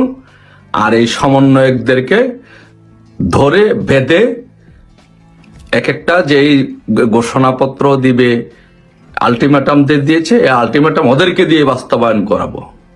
নাকে খত দিয়ে একদম 1 কিলোমিটার রাস্তা নাকে খত দিয়ে এইভাবে আনবো ওদেরকে। ইনশাল্লাহ এদের বিচার বাংলার মাটিতে হবে। ইনশাল্লাহ দেশটা একটা সাজানো গুছানো দেশ, বঙ্গবন্ধু কন্যার বাংলাদেশ। প্রিয় দর্শক, আসসালামু আলাইকুম। কিছুক্ষণ আগে আপনাদেরকে যেমনটি ঘোষণা দিয়েছিলাম যে আজকে আমাদের ছাত্র নেতা সমন্বয়ক জনাব হাসনাত আব্দুল্লাহ এবং সাজ্জিদ আলম দুজন গিয়েছিলেন অ্যাডভোকেট সাইফুল ইসলাম আলিফ তিনার জানাজায় অংশ নিতে, এবং সেখান থেকে ফেরার পথে তাদের গাড়িটিকে চাপা দেওয়া হয়েছে। তো তাদের সেই বহরে যে গাড়িটি ছিল সেই গাড়িটি দুমড়ে মুচড়ে যায়, কিন্তু তারা যে গাড়িটিতে ছিল সেই গাড়িটি মোটামুটি অক্ষত ছিল। একটু জানিয়ে রাখি যে গাড়িটিতে তারা চাপা দিয়েছে সেই গাড়িটিতে হাসনাত আব্দুল্লাহরা যাওয়ার সময় গিয়েছিল, কিন্তু আসার সময় তারা গাড়িটি ভাগ্যক্রমে পরিবর্তন করে তারা অন্য আরেকটি গাড়িতে উঠেছে, যেই কারণে সেই গাড়িটিতে তারা ছিলেন না। এবং আরেকটি তথ্য যেটি জানলাম সেটা হচ্ছে যে ওই গাড়িটি যেটি দুমড়ে মুচড়ে গিয়েছে সেই গাড়িটির মালিক হচ্ছে, এটি যেহেতু রেন্টেকারের গাড়ি, ওই গাড়িটির মালিক হচ্ছে এই জুলাই অগাস্ট অভ্যুত্থানের হত্যা মামলার একজন আসামি। তো আমরা সন্দেহ করতেই পারি যে এই ঘটনাটি আসলে কারা ঘটাতে পারেন। আমাদের সাথে হাসনাত আব্দুল্লাহ এবং সাজ্জিদ আলম দুজনই একই গাড়িতে আছেন। হাসান ভাই, আপনাদের কাছ থেকে বর্ণনাটা শুনি আসলে কি হয়েছিল। ভাই, আমরা আজকে আলিফ ভাইয়ের বাসায় যখন যাই সেটা হচ্ছে লোহাগড়ের একটা গ্রামে। তো আলিফ ভাইয়ের যে জানাজাতে অভূতপূর্ব সাড়া দিয়েছে মানুষ, এবং আপনারা যে জনসমাগম দেখেছেন 3 কিলোমিটার পর্যন্ত বাইক এবং গাড়ি সেখানে ওই গ্রামে যায়। তো আমরা যাওয়ার সময় যে গাড়িটি ব্যবহার করি, আসার সময় যেহেতু মানুষের অনেক বেশি ভিড় ছিল, আমরা আলাদা ভাবে আসি, এবং আসার সময় আমরা যাওয়ার সময় যে গাড়িতে গিয়েছি, আসার সময় আমরা অন্য গাড়িতে উঠেছি। আমরা তবে 3টা গাড়ি, চিটাগং এর যারা সমন্বয়ক ছিল, চিটাগং এর যারা স্থানীয় ছিল, এবং আমরা আমাদের টোটাল 3টা গাড়ি ছিল। আমরা এই 3টা গাড়ি আমরা যাই। তো আমাদের ইমিডিয়েট সামনে যে গাড়িটা ছিল, ওই সামনের গাড়িটাকে হচ্ছে ট্রাক এমন ভাবে সামনে থেকে, যেটা হেড অন যে অ্যাক্সিডেন্ট, এই হেড অন অ্যাক্সিডেন্ট হয়। তো সেক্ষেত্রে আমরা পরে যেটা জেনেছি, আমরা তাকে জিজ্ঞাসাবাদ করা হয়েছে বারবার ড্রাইভারকে। ড্রাইভার হচ্ছে অসংলগ্ন তথ্য দিচ্ছিলেন, তার তথ্য এবং বাস্তবতার সাথে কোনো মিল ছিল না। উনি জানিয়েছিলেন যে উনি পণ্য খালাসের জন্য যাচ্ছেন, কিন্তু পণ্য খালাসের কোনো ধরনের যে স্লিপ থাকে বা কোনো ধরনের ডকুমেন্টস থাকে এগুলো ছিল না। তো এবং দ্বিতীয় যে তথ্যটি সবচেয়ে বেশি স্পর্শকাতর, জুলাই অভ্যুত্থানের হত্যাকাণ্ডের আসামি হচ্ছে এই গাড়ির মালিক, যে গাড়ি বা ট্রাক, যে ট্রাকের মালিক এই উত্থানের আসামি। এখন সেই জায়গা থেকে আমরা এই বিষয়টিকে আমরা ইতিমধ্যে বিভিন্ন সময় আমাদেরকে হত্যা করার প্রতিনিয়ত আপনারা দেখছেন, আওয়ামী লীগ, যুবলীগ এবং হচ্ছে আওয়ামী লীগের যে সেল, তারা প্রতিনিয়ত কিন্তু আমাদেরকে হত্যা করার এগুলো হচ্ছে ওপেন, তারা হচ্ছে ঘোষণা দিচ্ছে, হুমকি দিচ্ছে। একটা বিষয় দেখেন, এত কিছুর পরেও আমরা দেখেছি যে বিগত ফেসিস্ট সরকারের সময় বঙ্গবন্ধু যাকে বলা হতো, যে শেখ মুজিবের 15 আগস্টে যদি কেউ কালো ব্যাজ ধারণ না করতো, তাও তাকে পুলিশে ধরে নিয়ে যেত। কিন্তু আমরা দেখছি যে এই সময়ে যে আমাদেরকে একদম জনসম্মুখে সোশ্যাল মিডিয়াতে হত্যার হুমকি দেওয়া হচ্ছে, আমরা কিন্তু ওই ধরনের ধৈর্য শক্তি দেখাচ্ছি। আপনারা যদি আমাদের কমেন্ট সেকশনে যান, আমরা কিন্তু কমেন্ট সেকশন আমাদের উন্মুক্ত থাকে, আমরা কমেন্ট সেকশন কিন্তু আমরা বন্ধ করি না। অর্থাৎ তাদের যেই এক ধরনের সরাসরি এই যে হুমকি ধামকি, এই বিষয়গুলো কিন্তু আমরা দেখছি। এবং আমাদের যে ধৈর্য, আমাদের যেই অন্তত পরের মতের প্রতি যে সহিষ্ণুতাটা এবং দ্বিমতের যে সহিষ্ণুতাটা, সেই সহিষ্ণুতার উদারতা কিন্তু আমরা দেখাচ্ছি। আমরা প্রাণ ভয় আমাদের প্রতিনিয়ত রয়েছে, মৃত্যু ভয় আমাদেরকে প্রতিনিয়তই দেখানো হচ্ছে, কিন্তু এই মৃত্যু ভয়, প্রাণ ভয়, এই বিষয়গুলোকে আমরা পরোয়া করি না। আমরা এই পর্যায়ে এটি যদি হত্যার চেষ্টা হয়ে থাকে, যদি কোনো ধরনের হত্যা চেষ্টার বিন্দু মাত্র কোনো ধরনের সংযোগ থেকে থাকে, আমরা যেটি করেছি, আইন শৃঙ্খলা রক্ষাকারী বাহিনী যারা রয়েছে তারা তদন্ত সাপেক্ষে বিদ্যমান আইনে প্রয়োজনীয় ব্যবস্থা নেবেন। এর পাশাপাশি আমরা স্পষ্ট ভাবে বলছি, আমাদেরকে এভাবে ভয় দেখিয়ে, আমাদেরকে এভাবে যে হত্যা করে ফেলবে সম্ভব না। একজন হাসনাত মারা গেলে কি হবে, একজন সার্জিস মারা গেলে কিছুই হবে না, কিচ্ছু হবে না। একজন আমরা দেখেছি না যে আন্দোলনের সময় পুলিশ খুব দুঃখ করে বলছিল স্বরাষ্ট্রমন্ত্রীকে যে একটা গুলি লাগে, একজন পরে আবার আরেকজন উঠে দাঁড়ায় যায়।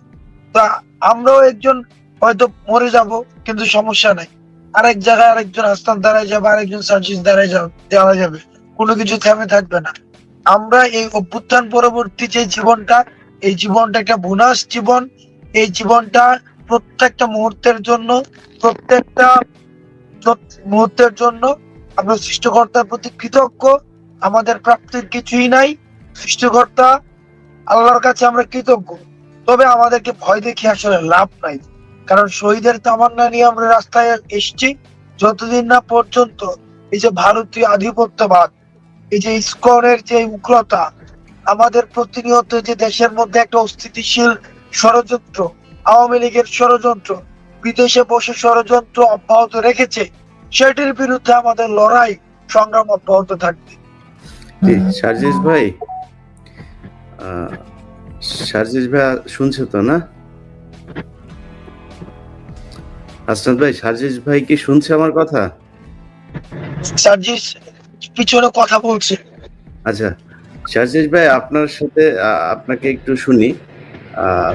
তার মাঝখানে হাসনাত ভাই, আমরা ইসকনের বিষয়টা নিয়ে কথা বলতে যে আপনারা দেখছেন যে ইসকন যে সন্ত্রাসী কার্যকলাপ চালাচ্ছে, তো এই সন্ত্রাসীদেরকে আসলে মোকাবেলা করার জন্য আমাদের পদ্ধতিটা আসলে এখন কি হবে? আজিজ ভাই, আপনার কাছ দিয়ে শুরু করি, শেষ করি। সেটা হচ্ছে যে ইসকনের পরিস্থিতি আপনারা দেখছেন সারা দেশে, তারা কি ধরনের তাণ্ডব চালাচ্ছে। গতকালকে যে কায়দায় একজন মানুষকে জবাই করে হত্যা করা হয়েছে, এরপরেও মানে তাদের ব্যাপারে কি তাদেরকে সন্ত্রাসী সংগঠন হিসেবে চিহ্নিত করা, নিষিদ্ধ করার ব্যাপারে আপনাদের কোনো প্রক্রিয়া আছে কিনা? দেখুন ভাই, আমরা আমাদের জায়গা থেকে একটা জিনিস স্পষ্ট করেই বলেছি, সেটা হচ্ছে যে ধর্ম আমাদেরকে শেখায় যে প্রত্যেক ধর্মের প্রতি শ্রদ্ধাশীল হতে। আমরা আমাদের জায়গা থেকে প্রত্যেক ধর্মের প্রতি শ্রদ্ধাশীল, সে ইসলাম ধর্ম হোক, হিন্দু ধর্ম হোক, খ্রিস্টান ধর্ম হোক, বৌদ্ধ ধর্ম হোক, যেই ধর্ম হোক না কেন।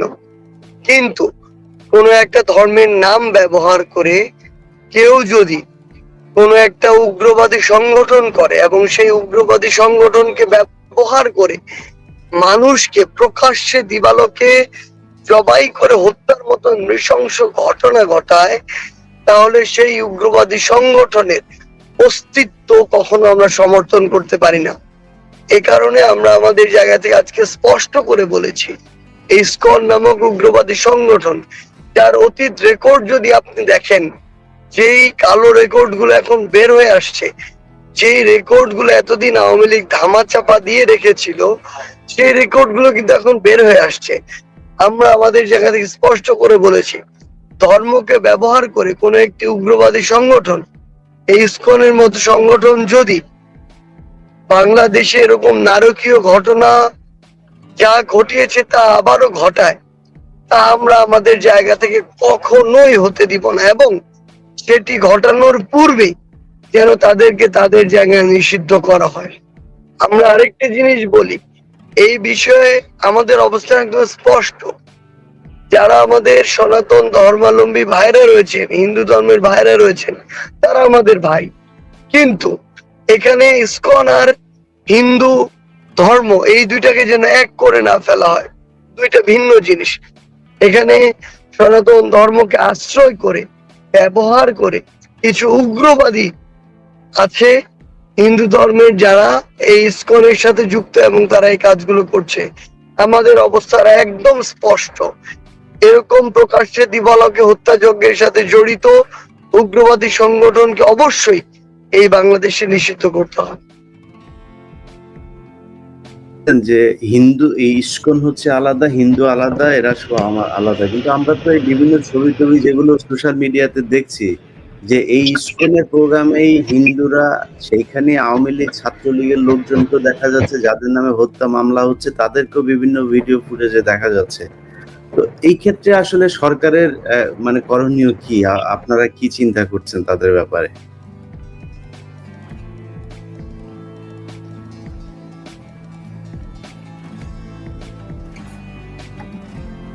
সাজিদ ভাই, আপনার ইয়েটা অফ। ভাই আবার যদি একটু বলতেন। আমি বলছিলাম যে এই যে ইসকনকে আমরা বলছি যে ইসকন আলাদা, হিন্দুরা আলাদা, আওয়ামী লীগ আলাদা, কিন্তু বিভিন্ন জায়গায় দেখছি যে সেই মিলেমিশে সবাই একাকার, এবং যেই বিভিন্ন তাদের ফেসবুক পোস্টগুলি আপনারা যদি দেখেন, সোশ্যাল মিডিয়াতে তাদের যে ভিডিও ফুটেজগুলো বের হয়েছে, সেখানে দেখা যাচ্ছে ছাত্রলীগের, যুবলীগের চিহ্নিত সেই সন্ত্রাসীরাই তাদের সাথে। তো এই যে ইসকনের নাম ভাঙিয়ে যে এইভাবে হিন্দু এবং আওয়ামী লীগ সব মিলেমিশে একাকার হচ্ছে, এই ক্ষেত্রে আপনাদের পরিকল্পনা কি হওয়া উচিত? ভাই একদম স্পষ্ট করে একটা জিনিস বলি, ফ্যাসিস্ট আওয়ামী লীগ এবং তাদের দোসররা এখন গিরগিটির মতো নানা রূপ ধারণ করেছে। তারা আনসারদের কাছে গিয়ে আনসার লীগ হয়েছে, সচিবালয়ে গিয়ে আমলা লীগ হয়েছে, বিচার বিভাগে গিয়ে বিচারপতি লীগ হয়েছে। তারা এখন বিভিন্ন রূপে, এখন তারা ইসকন লীগ হয়ে যাচ্ছে। আমাদের এই নতুন যে ইসকন লীগ, আমরা তাদেরকে আমাদের জায়গা থেকে একটা জিনিস বলি, ইভেন অনেকে, আমি তো একটা জিনিস বলেছি যে সকল হিন্দুকে আমি আমার জায়গা থেকে ইসকন মনে করি না, হিন্দু ধর্মাবলম্বী যারা রয়েছেন, কিন্তু হিন্দু যারা ইসকন রয়েছেন, ইসকন সংগঠনটির সাথে যুক্ত সরাসরি, তারা আসলে হিন্দু ধর্মাবলম্বী আছে। তো সেই জায়গা থেকে যারা এই উগ্রতাকে ধারণ করে, আমরা তো তাদেরকে আমরা ইসকনের উগ্রপন্থী হিসেবেই ট্রিট করব। এবং যে সকল ভণ্ড সুবিধাবাজ আওয়ামী লীগের দোসররা যারা এখন ইসকন লীগে রূপান্তরিত হয়েছেন, তাদের ক্ষেত্রে একই কথা প্রযোজ্য। তাদের ক্ষেত্রে তাদেরকে আসলে আমরা আমাদের জায়গা থেকে আইন শৃঙ্খলা রক্ষাকারী বাহিনী এবং বিচার বিভাগকে আরেকটু অ্যাক্টিভ প্রত্যাশা করি। আমরা এই ঘটনা তো 5ই অগাস্টের পরে বাংলাদেশে এরকম প্রকাশ্যে দিবালোকে একজনকে জবাই করে হত্যা করা হবে, এটা কিভাবে সম্ভব? এটা তো আমাদের কল্পনার মধ্যেও ছিল না। সেই জায়গায় যে রূপেই হোক, যেভাবেই হোক, যেই ধর্মের পরিচয় হোক না কেন, যা কিছু ব্যবহার করে হোক না কেন, যে এই হত্যাকাণ্ডের সাথে জড়িত, যারা উস্কানি দিয়েছে, এখন দিচ্ছে, তাদের সবাইকে দ্রুত বিচারের আওতায় এনে এই যে একটি অপ্রত্যাশিত নৃশংস ঘটনা, এটির একটি মীমাংসা এবং দৃষ্টান্তমূলক শাস্তির ব্যবস্থা করতে হবে। জি, ধন্যবাদ ভাই। আপনারা দুজনই খুবই ক্লান্ত দেখা যাচ্ছে, বিশেষ করে হাসনাত ভাইকে খুবই ক্লান্ত দেখা যাচ্ছে। আপনাদের কাছে আমার একটা অনুরোধ থাকবে হাসনাত ভাই, যে আপনারা এই যে এখন যে রাতের বেলায় যে এত রাতে আপনারা গাড়িতে করে ঢাকায় ফিরছেন, এটা আমার কাছে পছন্দ হয় নাই। এই বিষয়গুলোতে আপনাদেরকে আরো সতর্ক হতে হবে, এবং যারা এই ফ্যাসিস্ট সরকারের বিরুদ্ধে, এই সন্ত্রাসী ইসকন, সন্ত্রাসী আওয়ামী লীগ, এদের বিরুদ্ধে, এবং কিছু হিন্দু সংগঠন, আমি কালকে একজনের একটা ইমেল পেয়েছি ভাই, ওদের ইসকনের চাইতেও ভয়ঙ্কর কিন্তু হচ্ছে এই যে হিন্দু জাগরণী জোট নামে একটা নতুন যে সংগঠন, তাদের ইদানিং খুব দেখা যাচ্ছে। কালকে একটা সন্ত্রাসী আপনার এই যে মিডিয়াতে বক্তব্য দিয়েছে, সেই জোটের সম্ভবত একজন মুখপাত্র। তো এদের ব্যাপারে আমার মনে হয় আপনাদের অনেক বেশি হওয়া দরকার। আমি সেই 2019 সালে আমার একটা ডকুমেন্ট ছিল, সেখানে আমি দেখিয়েছিলাম যে এরা কিভাবে সংঘবদ্ধভাবে তাদের নিজেদের ট্রান্সপোর্টেশন আছে, নিজেদের ওয়্যারলেস সুবিধা আছে, তাদের অস্ত্র আছে, সবকিছুই তারা খুব পরিকল্পিতভাবে এই দেশে সন্ত্রাসী কার্যক্রম চালানোর জন্য করছে। তা আমার মনে হয় আপনারা যখন রাতের বেলা বা দিনের বেলা যখন যেখানে যান, যেই জেলাতে যান, সেই জেলার পুলিশ সুপারকে ইনফর্ম করা, এবং তারপরও নিজেদের কিছু রাখা। কারণ ইসকন যে পরিমাণে প্রশাসনে তাদের লোক ঢুকিয়েছে, কাকে বিশ্বাস করবেন সেটা নিয়েও আসলে একটা সন্দেহ রয়ে গেছে। হাসনাত ভাই, যদি কিছু বলতে চান আপনি বললে আমরা শেষ করি। আমরা যেটা বলতে চাই সেটা হচ্ছে যে বাংলাদেশে যদি কেউ থাকে, তাকে বাংলাদেশি হিসাবেই থাকা উচিত। বাহ্যিক ভাবে বাংলাদেশি আর মানসিক ভাবে ভারতীয়, এইভাবে আসলে বাংলাদেশে এক ধরনের দ্বৈত মানসিক অবস্থা নিয়ে থাকা খুবই ডিফিকাল্ট। সেজন্য আমার সনাতন ধর্মের যে ভাইয়েরা রয়েছেন,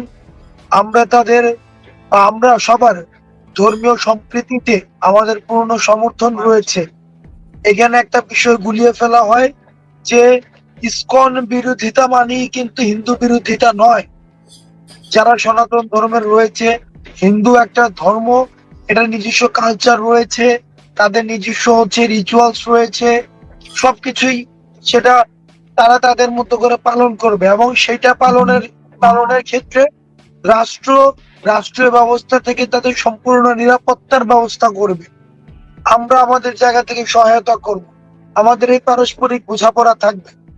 আমরা কিন্তু এই যে কৃষ্ণ যে চিন্ময়কে ধরা হয়েছে, উনি কিন্তু হিন্দু বলে ওনাকে ধরা হয়নি, উনি ধর্মীয় উগ্রবাদী এবং রাষ্ট্রের মধ্যে রাষ্ট্রদ্রোহিতার অভিযোগে ওনাকে ধরা হয়েছে।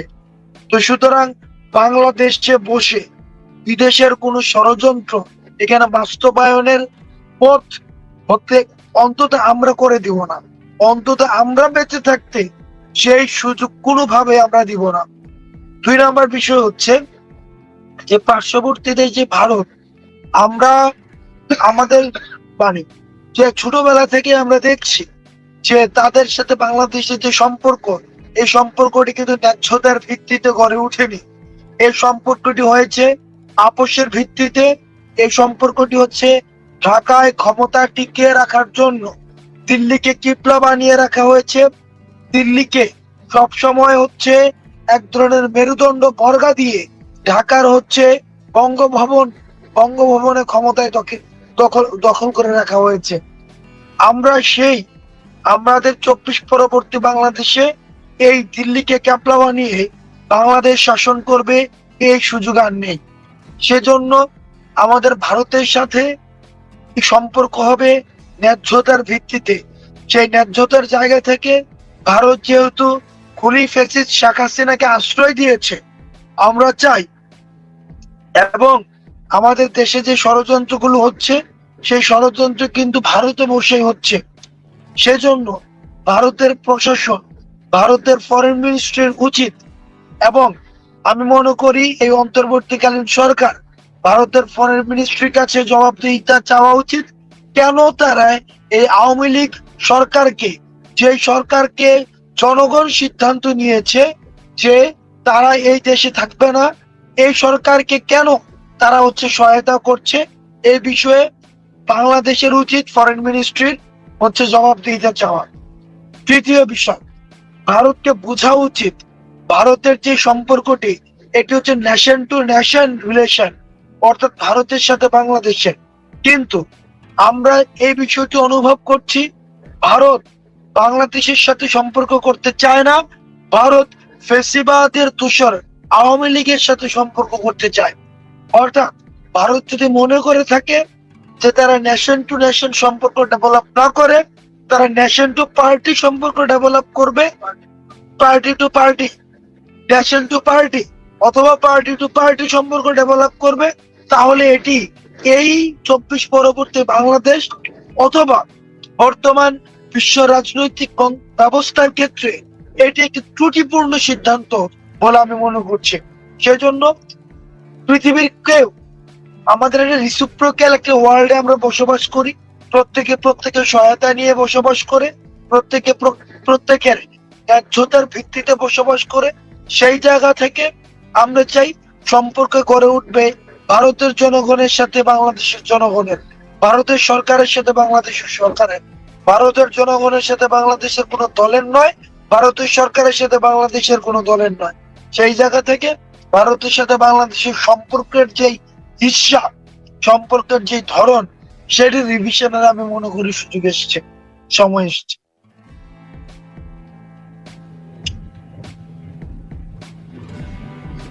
হাসনাত ভাই ধন্যবাদ। জি, হাসনাত আব্দুল্লাহ ভাই এবং সার্জিস আলম সহ নাহিদ ইসলাম এবং আসিফ ভাই, আরো যারা ছাত্র আন্দোলনে অংশ নিয়েছিলেন, অনেকেরই নাম বলতে গেলে সময় লাগবে। আপনাদের সবার কাছে অনুরোধ থাকবে, ছাত্র আন্দোলনের পর থেকে আমি অনেকের কথা শুনেছি, বিশেষ করে ওই যে হাসানুল হক ইনুকে যেদিন আপনার করা হলো, তার আপনার অন্ডকোষে আপনারা জানেন, সরি ওর নাম কি, বিচারক মানিক, তার অন্ডকোষে যেদিন লাথি মারলো একজন, এবং এই লাথিটা যে মেরেছিল সেই ছেলেটা সেদিন পদ্মা সেতুর ওই পারে গিয়ে গাড়ি দুর্ঘটনায় মারা যায়। এরকম বেশ কয়েকজনের কথা শুনেছি যে গাড়ি দুর্ঘটনায় মারা গিয়েছে। অতএব আপনাদের সবার কাছে অনুরোধ থাকবে যে আপনারা একা একা চলাফেরা করবেন না, রাতে চলাফেরা করবেন না। আল্লাহর ওয়াস্তে আমি সেই 2019 সাল থেকে বলছি, ইসকনকে আপনারা এখন যতটুকু মনে করছে তারা আরো এর চেয়ে ভয়ঙ্কর।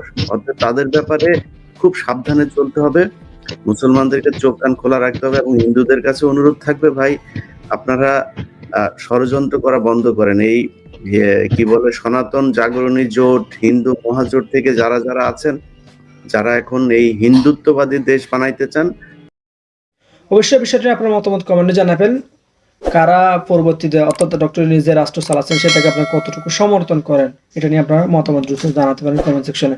ধন্যবাদ সবাইকে, ভালো থাকবেন, সুস্থ থাকবেন, আল্লাহ হাফেজ। শেখ হাসিনা ও জয়ের ডলার পাচারের অভিযোগ অনেকটাই সত্য বলছেন দুদক চেয়ারম্যান। সাবেক প্রধানমন্ত্রী শেখ হাসিনা ও তার ছেলে সজীব ওয়াজেদ জয়ের বিরুদ্ধে যুক্তরাষ্ট্রে $300 মিলিয়ন পাচারের অভিযোগ অনেকটাই সত্য। একথা জানিয়েছে দুর্নীতি দমন কমিশনের দুদক চেয়ারম্যান ডক্টর মোহাম্মদ আব্দুল মোমেন। বলেছেন, তাদের বিরুদ্ধে তদন্ত করে ব্যবস্থা নেওয়া হবে। রোববার 22 সেপ্টেম্বর বিকেলে প্রথম গণমাধ্যম কর্মীদের সঙ্গে মতবিনিময় সভায় দুদক চেয়ারম্যান এসব কথা বলেন। সাংবাদিকদের সাথে মতবিনিময়ে দুদক চেয়ারম্যান বলেন, এ সময় দুদকের বিরুদ্ধে নানান অভিযোগ যৌক্তিক জানিয়ে প্রভাব মুক্তভাবে স্বচ্ছ তদন্ত করার প্রতিশ্রুতি দেন দুদক চেয়ারম্যান। টানা 15 বছর ক্ষমতাকে কুক্ষিগত করে দেশকে দুর্নীতির এক স্বর্গরাজ্য গড়ে তুলেছিলেন আওয়ামী লীগ সরকার। দলের প্রভাব কাটিয়ে বিভিন্ন প্রকল্প ভাগিয়ে নিয়ে দুর্নীতি আর টাকা পাচারের প্রতিযোগিতায় নেমেছিল আওয়ামী লীগের তৃণমূল নেতাকর্মী থেকে শুরু করে হাইকমান্ড পর্যন্ত। গণ অভ্যুত্থানে সাবেক শেখ হাসিনার পতনের পর তাদের দুর্নীতি ফিরিস্তি বের হচ্ছে প্রতিদিনই। তাদের দুর্নীতির এই মহাযজ্ঞে সাবেক প্রধানমন্ত্রী শেখ হাসিনা ও তার ছেলে সজীব ওয়াজেদ জয়ও পিছিয়ে নেই। দেশ থেকে $300 মিলিয়ন যুক্তরাষ্ট্রে পাচার অভিযোগ রয়েছে তাদের বিরুদ্ধে। বিষয়টি আমলে নিয়ে তদন্ত শুরু করেছে দুদক। সবাই সাংবাদিকদের এই সংস্থার নানান অনিয়ম সংস্থাকে কুক্ষিগত করা ও কর্মকর্তাদের দুর্নীতির বিষয়টি সামনে এনে নতুন কমিশনের অবস্থান জানতে চাইলে কমিশনাররা বলেন, কারো ভয়ভীতি দুদকের তদন্ত প্রভাবিত করতে পারবে না বলে জানান কমিশনার ব্রিগেডিয়ার জেনারেল অব হাফিজ আহমেদ ফরিদু, কমিশনার মিয়া মোহাম্মদ আলী আকবর। দর্শক দর্শক ভিডিওটি ভালো লাগলে অবশ্যই শেয়ার করে দিবেন। ধন্যবাদ সবাইকে। এদিকে কপাল পুড়ল সমন্বয়ক ও সরকারের। ডোনাল্ড ট্রাম্প শপথ নিয়েই শেখ হাসিনাকে ক্ষমতায় বসানোর কার্যক্রম শুরু করে। ঈদের খুশি এখন আওয়ামী লীগ কর্মীরা, বিশেষ করে সমন্বয়কদের উপর কঠিন প্রভাব পড়ে। আওয়ামী লীগ আবার ফিরবে, সেটাও আবার ভয়ঙ্কর রূপে, যা নিয়ে দেশ জুড়ে শুরু হয়েছে ব্যাপক আলোচনা সমালোচনা। আওয়ামী লীগ যদি আবার বাংলাদেশে ফিরে আসে, ভয়ঙ্কর রূপে ফিরে আসবে। কারণ সমন্বয়কদের শত্রু এখন শুধুমাত্র যে ছাত্রলীগ, যুবলীগ, আওয়ামী লীগ বিষয়টা কিন্তু তা না। তবে যেই খেলাটা শুরু হয়েছে, দোষটা চলে আসছে ছাত্রলীগ আওয়ামী লীগের উপরে। তবে আমরা কমেন্টের মধ্যে দেখছি বা ছাত্রলীগ আওয়ামী লীগের পক্ষ থেকে বলা হচ্ছে যে তাদেরকে দোষী সাব্যস্ত করে যারা প্রকৃত অপরাধী তারা আড়ালে চলে যাওয়ার চেষ্টা করছে। কারণ সমন্বয়কদের এখন শুধুমাত্র আওয়ামী লীগের শত্রু মনে করে না, আরও অনেকেই কিন্তু আসলে শত্রু মনে করছে। তবে সমন্বয়কদের জন্য খুবই খারাপ সংবাদ হচ্ছে কি, দর্শক, বর্তমান ইউনূস সরকার, অন্তর্বর্তীকালীন যে সরকার, সেই সরকার কি ভয় পাচ্ছে? ভয় পেয়ে তারা কি নির্বাচন এগিয়ে নিতে চাইছে? নির্বাচন কি তাদের যে টার্গেট ডেট, সেই ডেটের আগেই কি হবে? উপদেষ্টা, ছাত্র উপদেষ্টা বাংলাদেশে না হয়, এটা সারা বাংলাদেশ আমরা আন্দোলন চালাম, এটা মিস্টেক। আমরা ছাত্র জনতা স্পষ্টভাবে বলে দিতে চাই, আমরা রক্ত দিতে শিখে গিয়েছি, আমরা কিন্তু বুলেটের ভয় পাই না। তো এই সুদখোর ইউনূসের বিরুদ্ধে বাংলাদেশের প্রতিটি শ্রেণীর মানুষ কি কথা বলতে শুরু করেছে এবং তার পদত্যাগ দাবি জানাচ্ছে। জানলে খুশি হবেন যে আওয়ামী লীগ এবং আপনার ছাত্রলীগ পুনরায় বাংলাদেশের রাজপথ আস্তে আস্তে দখল নিচ্ছে। ট্রাম্প ক্ষমতায় চলে এসেছে, ক্ষমতা গ্রহণের সাথে সাথে যেটা শুরু হবে সেটা হলো ফালতু সব সমন্বয়, সার্জিস বলেন, রাফি বলেন, হাসনাত আব্দুল্লাহ অথবা নাহিদ ইসলাম, আসিফ মাহমুদ, সবাই সব তথ্যই নিয়ে আছে এবং এদের মূলত আসলে পালানোর জায়গা আমি দেখি না। আসসালামু আলাইকুম রহমতুল্লাহ, সবাই কেমন আছেন? আশা করি সবাই অনেক অনেক ভালো এবং সুস্থ আছেন। সবাইকে স্বাগতম জানাচ্ছি আমাদের আরেকটু নতুন ভিডিওতে। প্রতিদিনের মতো আমি আপনাদের কাছে রিয়াদ ফারুকি আবারও চলে আসলাম নতুন একটা ভিডিও নিয়ে। দর্শক, আজকের ভিডিও টাইটেল এবং থাম্বনেল থেকে ইতিমধ্যে বুঝতে পেরেছেন কি বিষয় নিয়ে কথা বলবো।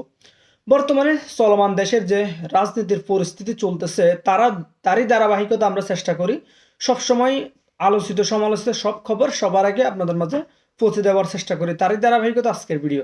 ইতিমধ্যে আপনারা সবাই ভিডিওর শুরুতে বেশ কিছু অংশবিশেষ দেখেছেন, যে অংশবিশেষগুলো দেখে বুঝতে পেরেছেন আজকের ভিডিওটি কতটুকু গুরুত্বপূর্ণ হতে চলেছে। তাই আমি আর বিষয়টা নিয়ে বিস্তারিত বলবো না, কারণ বিস্তারিত বলতে গেলে ভিডিওটা অনেক লম্বা হয়ে যাবে। তাই সংক্ষেপে করার ক্ষেত্রে আমি মূল আলোচনা নিয়ে যাচ্ছি। তার আগে আপনাকে ছোট্ট একটি অনুরোধ জানিয়ে রাখতে চাই, যারা আমাদের ফারুকি অনলাইন ইউটিউব চ্যানেলটিতে এখনো নতুন আছেন, প্লিজ দয়া করে আমাদের চ্যানেল সাবস্ক্রাইব করে সাথে থাকবেন। চলুন আমরা একটা ভিডিও ফুটেজের মাধ্যমে ধারাবাহিকভাবে একটু বিস্তারিত দেখে আসবো। কারণ যেই প্রেসিডেন্টের শপথ গ্রহণের মধ্যে ছিল ঘাড়তেরামি, ইভেন 1861 সাল থেকে প্রথম যে সম্ভবত মার্কিন প্রেসিডেন্ট ছিলেন আব্রাহাম লিঙ্কন, তার শপথ থেকে শুরু করে লম্বা একটা সময়, আমি জানি না মাঝখানে এই বিরল ঘটনা ঘটেছে কিনা, প্রায় 200 বছরের কাছাকাছি একটা সিস্টেমকে ভেঙে দিয়েছে প্রথমবারের মতো ডোনাল্ড ট্রাম্প। তবে এতে শঙ্কিত মার্কিন যুক্তরাষ্ট্রের নাগরিকরা, ইভেন পাশাপাশি যারা নেটিজেনরা আছেন তারাও। গতকালকে আপনার আজকে রাত্রে আমরা যদি ধরি, আমেরিকাতে আজকেই 47তম প্রেসিডেন্ট হিসাবে শপথ নিয়েছেন ডোনাল্ড ট্রাম্প। আর তার এই উদ্বোধনী অনুষ্ঠানে শেষ দিকে একটা চমক ছিল, ভারতের প্রধানমন্ত্রী মোদীকে একদম লাস্টে আইনা দাওয়াতটা কিন্তু দিছিল। যাই হোক, তো এর মাঝখানে তার যে শপথ বাক্য, সেই অনুষ্ঠানে আপনার সারা পৃথিবী থেকে নামি দামি বিভিন্ন মানুষ, আরো যারা ঊর্ধ্বতন কর্তা ব্যক্তি, ধর্মীয় বা বিভিন্ন সংগঠনের মানুষরা ছিলেন। তো সবচেয়ে ব্যতিক্রমী একটা জিনিস ছিল, তার শপথ অনুষ্ঠানে আনা হয়েছিল খ্রিস্টান ধর্মাবলম্বীদের পবিত্র ধর্মগ্রন্থ বাইবেলের 2টি কপি, যার মধ্যে একটি ছিল 1861 সালে সাবেক প্রেসিডেন্ট আব্রাহাম লিঙ্কনের শপথ অনুষ্ঠানের বাইবেল, আরেকটি ছিল ট্রাম্পের মায়ের দেওয়া কথা ছিল এই দুটি বাইবেলের উপর হাত রেখে শপথ নেবেন ট্রাম্প, যেটা বিগত সময়েও আমরা মোটামুটি ফেসবুকের কল্যাণে বা গণমাধ্যমের কল্যাণে দেখেছি যে আমেরিকার প্রেসিডেন্টরা এই কাজটাই করেন। তবে শপথ বাক্য পাঠ করার সময় সেগুলোর কোনোটাতেই হাত রাখেনি ডোনাল্ড ট্রাম্প, যদিও তার পাশে তার স্ত্রী মেলানিয়া ট্রাম্প এগুলো নিয়ে দাঁড়িয়েছিলেন। ট্রাম্প শুধুমাত্র তার ডান হাত উঁচু করে শপথ বাক্য গ্রহণ করেছেন। আর এই বিষয়টি নিয়ে চর্চা হচ্ছে সামাজিক যোগাযোগ মাধ্যমে যে বাইবেলে হাত না রাখায় ট্রাম্পের শপথ কি পরিপূর্ণ হয়েছে নাকি হয়নি। ট্রাম্পের শপথ অনুষ্ঠানে শেষ হওয়ার পর এই বিষয়টি নিয়ে গুগলেও চলছে প্রচুর পরিমাণ সার্চ ইঞ্জিন গুগল বলছেন গতকালকে থেকে এইটার উপরই সবচেয়ে বেশি সার্চ করছে মার্কিন নাগরিকরা। বার্তা সংস্থা রয়টার্সকে বিষয়টি পরিষ্কার করেছেন প্রেসিডেন্সিয়াল স্কলার এবং অস্টিনের টেক্সাস বিশ্ববিদ্যালয়ের ইতিহাসের প্রফেসর জেরেমি শুরি। তিনি বলছেন সংবিধানে আসলে এমন কোনো কিছু উল্লেখ নেই যে প্রেসিডেন্টকে শপথের সময় ঈশ্বরের সঙ্গে সংযুক্ত থাকতে হবে। শপথ হয় সংবিধানের উপর। আমি মনে করি না বাইবেলে হাত না রাখাই এটির কোনো মূল্য আছে। সংবিধান অনুযায়ী আপনি শপথ বাক্য অথবা প্রত্যয়নপত্র দুটোই পাঠ করতে পারেন। যুক্তরাষ্ট্রের প্রতিষ্ঠাতারা ধর্মে নাস্তিকদের জন্য শপথের ব্যবস্থা রেখেছে। তবে ট্রাম্পের মুখপাত্ররা এই বিষয়ে তেমন কোনো বক্তব্য দেননি। ইভেন ট্রাম্পের গতকালকের এই ক্ষমতা গ্রহণের অনুষ্ঠানে বেশ কিছু গারামির মধ্যে আমরা দেখছি যে জো বাইডেনকে সামনে রাখাই একদম তুলা ধুনা করছেন এবং কি প্রথমে তিনি একটা বক্তব্য দিয়েছেন যে আজকে থেকে আমেরিকার সোনালী যুগের শুরু। তবে সোনালী যুগের শুরুতে আমরা বলি কেমন সোনালী যুগ হবে, ইসরায়েলেরও সোনালী যুগ হবে। সর্বশেষ মার্কিন প্রেসিডেন্ট জো বাইডেন সরকার, আপনাদের খেয়াল থাকার কথা ছিল যে একটা বোমার বড় ধরনের চালান আটকে রাখছিল। আর গতকালকে আজকে ক্ষমতায় বসার পর সে যেই কয়েকটা নির্বাহী আদেশ সাইন করছে বাইডেনের বিপরীতে, যেগুলো বাইডেন সরকার কর্তৃক বিলম্বিত হচ্ছিল অথবা আটকে রাখা হয়েছিল, এর মধ্যে ছিল একটা ইসরায়েলের, সেটাকে সে অ্যালাউ করে দিছে। মেক্সিকো সীমান্তে আপনার মুহূর্তের মধ্যেই জরুরি অবস্থা ঘোষণা করেছে। হিউজ পরিমাণ সেনা মেক্সিকো সীমান্তে মোতায়েন করা হচ্ছে। তো ট্রাম্পের এই শপথ গ্রহণ অনুষ্ঠানকে ঘিরে পজিটিভ নেগেটিভ বক্তব্য আছে। তবে আমার কাছে মনে হয় আগামী দিনে আমেরিকা ফার্স্ট যে নীতি ডোনাল্ড ট্রাম্পের, সেই নীতিতে আসলে কার কপালে কি আছে হয়তো সময় বলে দিবে। কি মনে হয় আপনার, কি ঘটতে যাচ্ছে বিশ্বে? ঘটনার সত্যতা আসলে কতটুকু সেটা তো জানি না, কারণ সমন্বয়কদের শত্রু এখন শুধুমাত্র যে ছাত্রলীগ, যুবলীগ, আওয়ামী লীগ বিষয়টা কিন্তু তা না। তবে যেই খেলাটা শুরু হয়েছে দোষটা চলে আসছে ছাত্রলীগ, আওয়ামী লীগের উপরে। তবে আমরা কমেন্টের মধ্যে দেখছি বা ছাত্রলীগ, আওয়ামী লীগের পক্ষ থেকে বলা হচ্ছে যে তাদেরকে দোষী সাব্যস্ত করে যারা প্রকৃত অপরাধী তারা আড়ালে চলে যাওয়ার চেষ্টা করছে। কারণ সমন্বয়কদের এখন শুধুমাত্র আওয়ামী লীগের শত্রু মনে করে না, আরো অনেকেই কিন্তু আসলে শত্রু মনে করছে। তবে সমন্বয়কদের জন্য খুবই খারাপ সংবাদ হচ্ছে কি, আপনি একা একা রাস্তায় হাঁটছেন, হয়তো আপনি টেলিভিশন টক শোতে অনেক বড় নেতা বা লোকাল পর্যায়ে অনেক বড় নেতা এই মুহূর্তে আর কি, কিন্তু লোকালি বা মাঠের শক্তিতে আপনার ওরকম কোনো শক্তি নাই, কিন্তু একটা টিম হয়েছে, আপনি একজন বড় পদে পাইছেন। আর এরকম পদে যারা আছে তাদের জন্য খুবই খারাপ সংবাদ হচ্ছে তাদের উপরে যে কোনো সময় যে একটা বড় ধরনের আক্রমণ ঘটতে পারে। এইটারই একটা ট্রেইলার আজকে আমরা দেখছি। আর দায়ী করা হচ্ছে ছাত্রলীগ, যুবলীগকে। ঘটনার প্রেক্ষাপট হচ্ছে টাঙ্গাইলে বৈষম্যবিরোধী ছাত্র আন্দোলনের সমন্বয়ক শেখ ফরাসের উপর হামলা হয়েছে। হামলার প্রেক্ষাপটটা ছিল কি যে আমরা সংবাদ সম্মেলন করা হয়েছে, তো বলা হচ্ছে যে গত রোববার গতকালকে সন্ধ্যায় এই ফরাস সহ বেশ কয়েকজন শহরের আকুর টাকুর পাড়ার ওয়াফেল টাইমের সামনে তারা বসেছিল। এই সময় হঠাৎ করেই 5-7টি মোটর সাইকেল তাদের সামনে এসে থামে। এর মধ্যে মোটর সাইকেল থেকে একজন নেমে তাকে দাঁড়াতে বলে এবং আরেকজন ওখানেই বসতে বলে। পরে তারা তাকে দোকানের ভেতর যাওয়ার জন্য বলে। তো সেই দোকানের ভেতর যাওয়ার জন্য রাজি না হলে তাকে ধরে দোকানের ভিতর একদম কোলে তুলে নিয়ে ঢুকানো হয়। এরপর সেখানে তাকে ইচ্ছে মতো মারতে থাকে। আর মারতে মারতে তার জ্ঞান হারানোর আগ পর্যন্ত তারা কন্টিনিউ মারতেই থাকে। শরীরের বিভিন্ন স্পর্শকাতর অংশে বুটের লাঠির আঘাত তারা করতে থাকে। পরে শহরের মুসলিম পাড়ার একটি গলিতে নিয়ে তাকে আটকে রাখে। তিনি বলেন যে বিষয়টি জানতে পেরে আমার সহকর্মীরা তারা সেইখান থেকে এসে উদ্ধার করে। প্রাথমিক চিকিৎসা শেষে রাতেই তিনি সদর থানায় একটা মামলা করেছেন। হামলাকারীদের মধ্যে কয়েকজন আওয়ামী লীগের নেতাকর্মীর সঙ্গে তাদেরকে দেখেছেন। হামলাকারীরা ছাত্রলীগের নেতাকর্মী হিসাবে তিনি দাবি করেছেন, আর তাদেরকে দ্রুত গ্রেপ্তারেরও তিনি দাবি করেছেন। আপনার এ ব্যাপারে টাঙ্গাইল সদর থানার ওসি সাহেব বলছেন, যারা এই সমন্বয়কের উপর হামলা করেছে তাদেরকে গ্রেপ্তারের দাবি জানাচ্ছি, বা তিনি গ্রেপ্তারের চেষ্টা করছেন, পুলিশ অভিযান চালাচ্ছে। এখন এখানে মূল ফোকাস ইস্যুটা আমরা যেটা আলোচনার মধ্যে করতে চাই, সমন্বয়কদের নিরাপত্তা।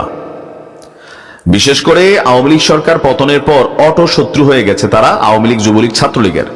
এর বাহিরে গেল 5-6 মাসে তাদের বিভিন্ন বক্তব্যের কারণে কিন্তু তারা অনেকেরই শত্রুতে পরিণত হচ্ছেন।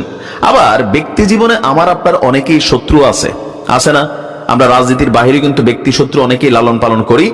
তো এখন দেখা গেছে কি, বাংলাদেশের যে কোনো প্রেক্ষাপটে যে কোনো জায়গায় ব্যক্তিগত শত্রুতা হোক, পারিবারিক শত্রুতার কারণে হোক, লোকাল কোনো শত্রুতার কারণে হোক, আবার পলিটিক্যাল পয়েন্ট অফ ভিউতে শত্রুতার কারণে হোক, যখনই কোনো সমন্বয়কের গায়ে হাত ওঠে তখন কিন্তু প্রথমে নাম চলে আসে ছাত্রলীগ, আওয়ামী লীগ করছে।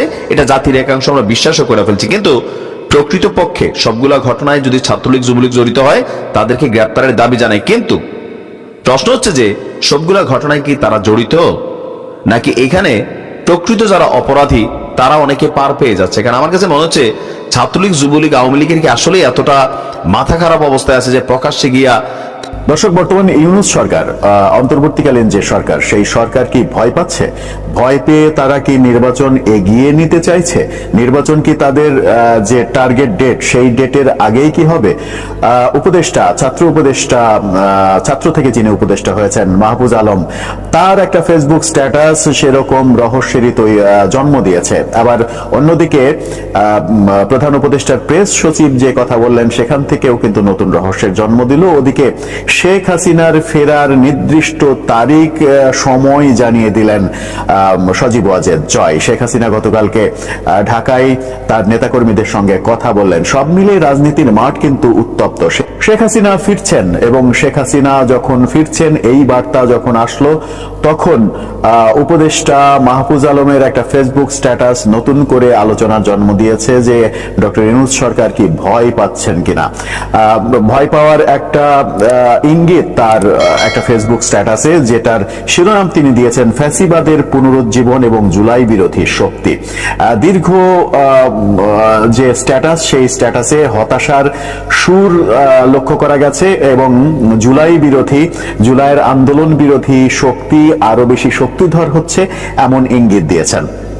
তিনি স্ট্যাটাসটি শুরু করেছেন যেভাবে ফ্যাসিবাদের বিভিন্ন শাখা প্রশাখা আবার সক্রিয় হচ্ছে, পুরনো ভাব আদর্শিক বন্দোবস্ত সক্রিয় হচ্ছে, সরকারের দায় দিন অসুবিধা নেই, আমরা চেষ্টা করছি, কেন পারিনি বা আপনাদের প্রত্যাশা মতন পারছি না সেই ব্যাখ্যা আমরা দিব। অর্থাৎ সরকার যে ব্যর্থ, সরকার যে পুরোপুরি ব্যর্থ হয়েছে, সরকার যে পেরে উঠছে না, সেটা কিন্তু মাহফুজ আলম প্রথমে স্বীকার করে নিয়েছেন।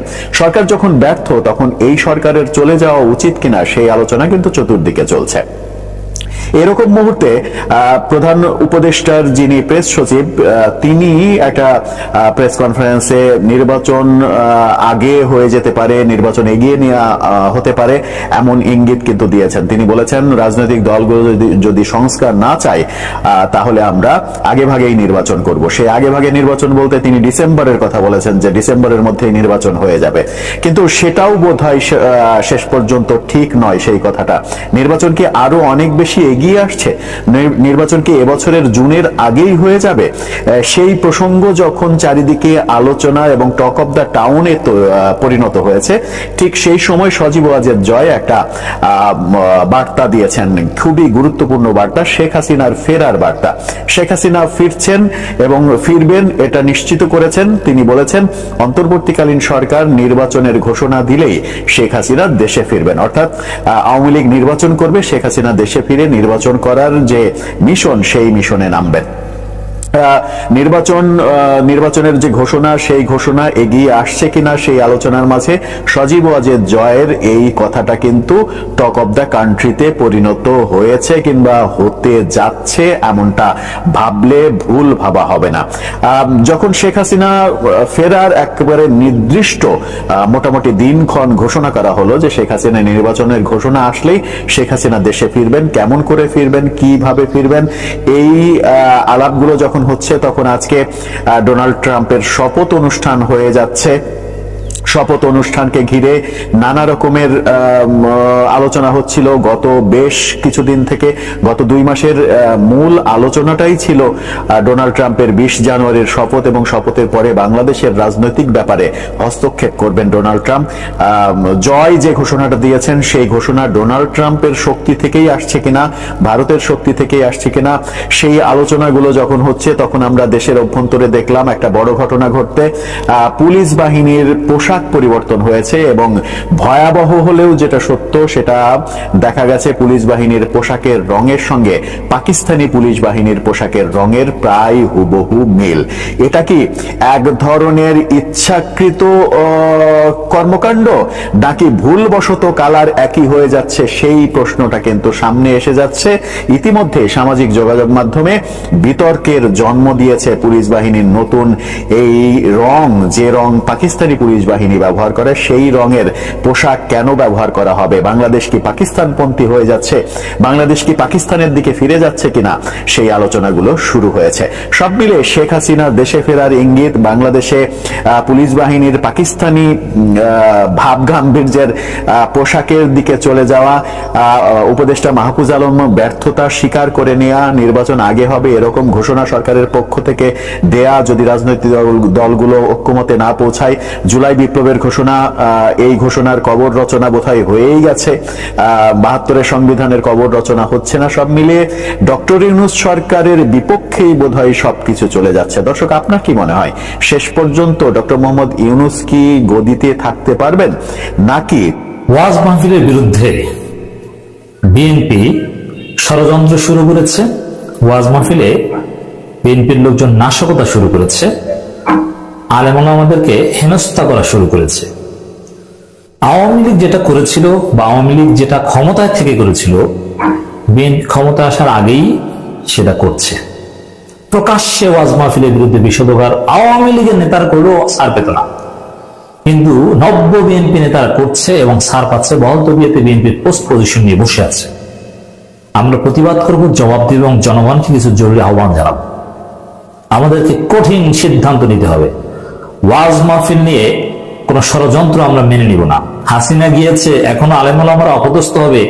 বিএনপি যুবদল ঘোষণা দিবে যে ওয়াজ মাহফিলে আপনার হেনস্থার শিকার হবেন। এই ঘোষণা দেওয়ার পর বিশৃঙ্খলা সৃষ্টি করে ওয়াজ মাহফিল মাঝপথে আপনি পণ্ড করে দেন সিলেট মিজানুর রহমান আজহারি, আর আমরা আঙ্গুল চুষব। আমি ওই পিনাকি ভট্টাচার্যের আহ্বানটাই আমি একটু রিপিট করব, আসছি সেদিকে। দর্শক, বিএনপির এক পান্ডা নেতা নিজেকে বীর মুক্তিযোদ্ধা দাবি করেন, মুক্তিযোদ্ধা নেতা। এই মুক্তিযোদ্ধা নেতা এই কারণে আমরা বিশেষভাবে সন্দেহ করছি। ফজলুর রহমান, কিশোরগঞ্জে বাড়ি, সাবেক ছাত্রলীগের সেক্রেটারি এবং সভাপতি, আওয়ামী লীগের এমপি, কাদের সিদ্দিকীর পা চেটেছে কিছুদিন, এরপরে বিএনপিতে যোগ দিয়েছে, মানে নব্য বিএনপি। তার কথাবার্তার মধ্যে স্পষ্টভাবে নাস্তিক্যবাদের উপাদান পাওয়া যায়। তিনি বলছেন ভিডিওতে যে ওয়াজ মাহফিলের নামে হুজুররা কি করেছে, এরা কি করতে চায়। ওয়াজ মাহফিলের নামে রাজনৈতিক বক্তব্য দেয় সারা রাত, মাইকের উচ্চ সাউন্ড, এরকম সাউন্ড দিয়ে ডিস্টার্ব করা হয়। সৌদি আরব, ইরাক, ইরান কোথাও এরকম নাই। এবং বাঙালি সংস্কৃতি ধ্বংস করতে চায় এরা, মানে সব জায়গায় ওয়াজ মাহফিল, ওয়াজ মাহফিল। এই যে যাত্রাপালা, গান, পুতুল নাচ, এগুলো হচ্ছে না, তার কষ্ট স্পষ্ট বলেছেন যে সব জায়গায় ওয়াজ মাহফিল, যাত্রাপালা, এগুলো সব উঠিয়ে দিচ্ছে। তার ভাষায় কথিত বাঙালি সংস্কৃতি উঠিয়ে দিচ্ছে। এটা তিনি প্রতিবাদ জানাচ্ছেন। এগুলো কি চলছে? হুজুররা কি শুরু করেছে? এগুলো ধর্ম ব্যবসা। টাকা নিয়ে ওয়াজ করে, হেলিকপ্টারে চড়ে, বাসে চড়ে, তার কষ্ট আর কষ্ট। দেখেন, এই যে বক্তব্যগুলো ফজলুর রহমান সাহেবের আমি বললাম, এই বক্তব্য এর চাইতে কি আওয়ামী লীগের লতিফ সিদ্দিকীরা কি এর চাইতে কঠিন কথা বলেছিল? ওয়াজ মাহফিলের বিরুদ্ধে আওয়ামী লীগের কোন নেতা এর চাইতে খারাপ কথা বলেছিল? আমি তো দেখি না। হ্যাঁ, এগুলো শাহরিয়ার কবিতা, ওই টাইপের লোকজন বলতো। আওয়ামী লীগের নেতারাও, যেহেতু বিএনপি আওয়ামী লীগ দুইটাই ধর্ম ব্যবসায়ী, কারণ ভোটের সিজন আসলে তখন টুপি পরে নিজেদেরকে ধার্মিক সাজেন, এটাকেই বলে ধর্ম ব্যবসা। এই জন্য ধর্ম ব্যবসা যেহেতু বিএনপি করে, আওয়ামী লীগ করে, আওয়ামী লীগে প্রকাশ্যে ভাবে ওয়াজ বিদ্বেষী, ওয়াজ মাহফিলে হামলাও করতো আওয়ামী লীগ, কিন্তু বড় নেতা, কেন্দ্রীয় নেতা ওয়াজ বিদ্বেষীদেরকে আওয়ামী লীগ প্রশ্রয় দিত না। নানানভাবে কোণঠাসা করে রাখতো, কারণ নির্বাচন আসলে ধনব্যবসা করতে হবে। কিন্তু বিএনপি নেতারা ক্ষমতা আসার আগেই ওয়াজ মাহফিলের বিরুদ্ধে যে কথাবার্তা এই ফজলুর রহমান সাহেব বলছে, এবং এক যুবদল নেতা বলছে যে আপনি হেনস্থার শিকার হবেন, মিজানুর রহমান আজহারী বলছেন, এবং ওয়াজের বিরুদ্ধে নানান কথাবার্তা দুদু আলেম ওলামাদের বিরুদ্ধে বলে যাচ্ছে, এতে এবং আমিনুল হক তারাও বলেছে, এতে আওয়ামী লীগকে তারা আসার পাস করেছে, আওয়ামী লীগকে অতিক্রম করেছে ওয়াজ বিদ্বেষে বিএনপি। অথচ এটা বিএনপির চরিত্র নয়। জিয়াউর রহমান, খালেদা জিয়া এদেশের আলেম ওলামার সবচেয়ে সম্মানিত এবং নিরাপদ ছিল বিএনপি ক্ষমতায় থাকাকালে, জিয়াউর রহমান এবং খালেদা জিয়ার আমলে। অতএব এই বিএনপি খালেদা জিয়া জিয়াউর রহমানের বিএনপি নয়। এই বিএনপি নব্য বিএনপি, এই বিএনপি ভারতের দালাল বিএনপি, এই বিএনপি শারিয়ার কবিদের রিপ্লেসমেন্টের বিএনপি। দর্শক দেখেন, হ্যাঁ, ওয়াজের উচ্চ সাউন্ড, মাইক বাজে সারা রাত ডিস্টার্ব করা ওয়াজের নামে, এর বিরোধিতা আমরাও করি। মিজানুর রহমান আজহারীও এর বিরোধিতা করেন। তিনি এই রিসেন্টলি ফেসবুক পোস্ট দিয়েও বলেছেন যে এভাবে ওয়াজ মাহফিলের প্যান্ডেলের মধ্যেই সাউন্ড সীমাবদ্ধ রাখার চেষ্টা করবেন, উন্নত সাউন্ড সিস্টেম করবেন। যারা দূরে, যারা ঘুমাতে চায় কিংবা পড়াশোনা করতে চায়, অসুস্থ, তাদেরকে কেন ডিস্টার্ব করবে, এটা নিয়ে আমরাও কথা বলি। কিন্তু এই ফজলুর রহমানের কথা আর আমাদের কথা এক না।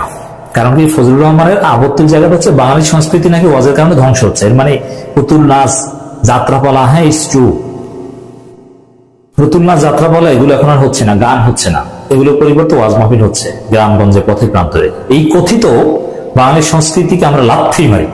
আমরা মুসলিম, আমরা যাত্রাপালা, পুতুল নাচের বিপরীতে আমরা ওয়াজ মাহফিল কালচারই প্রতিষ্ঠিত করব। এটাই আমাদের অরিজিন, এটাই আমাদের রুট।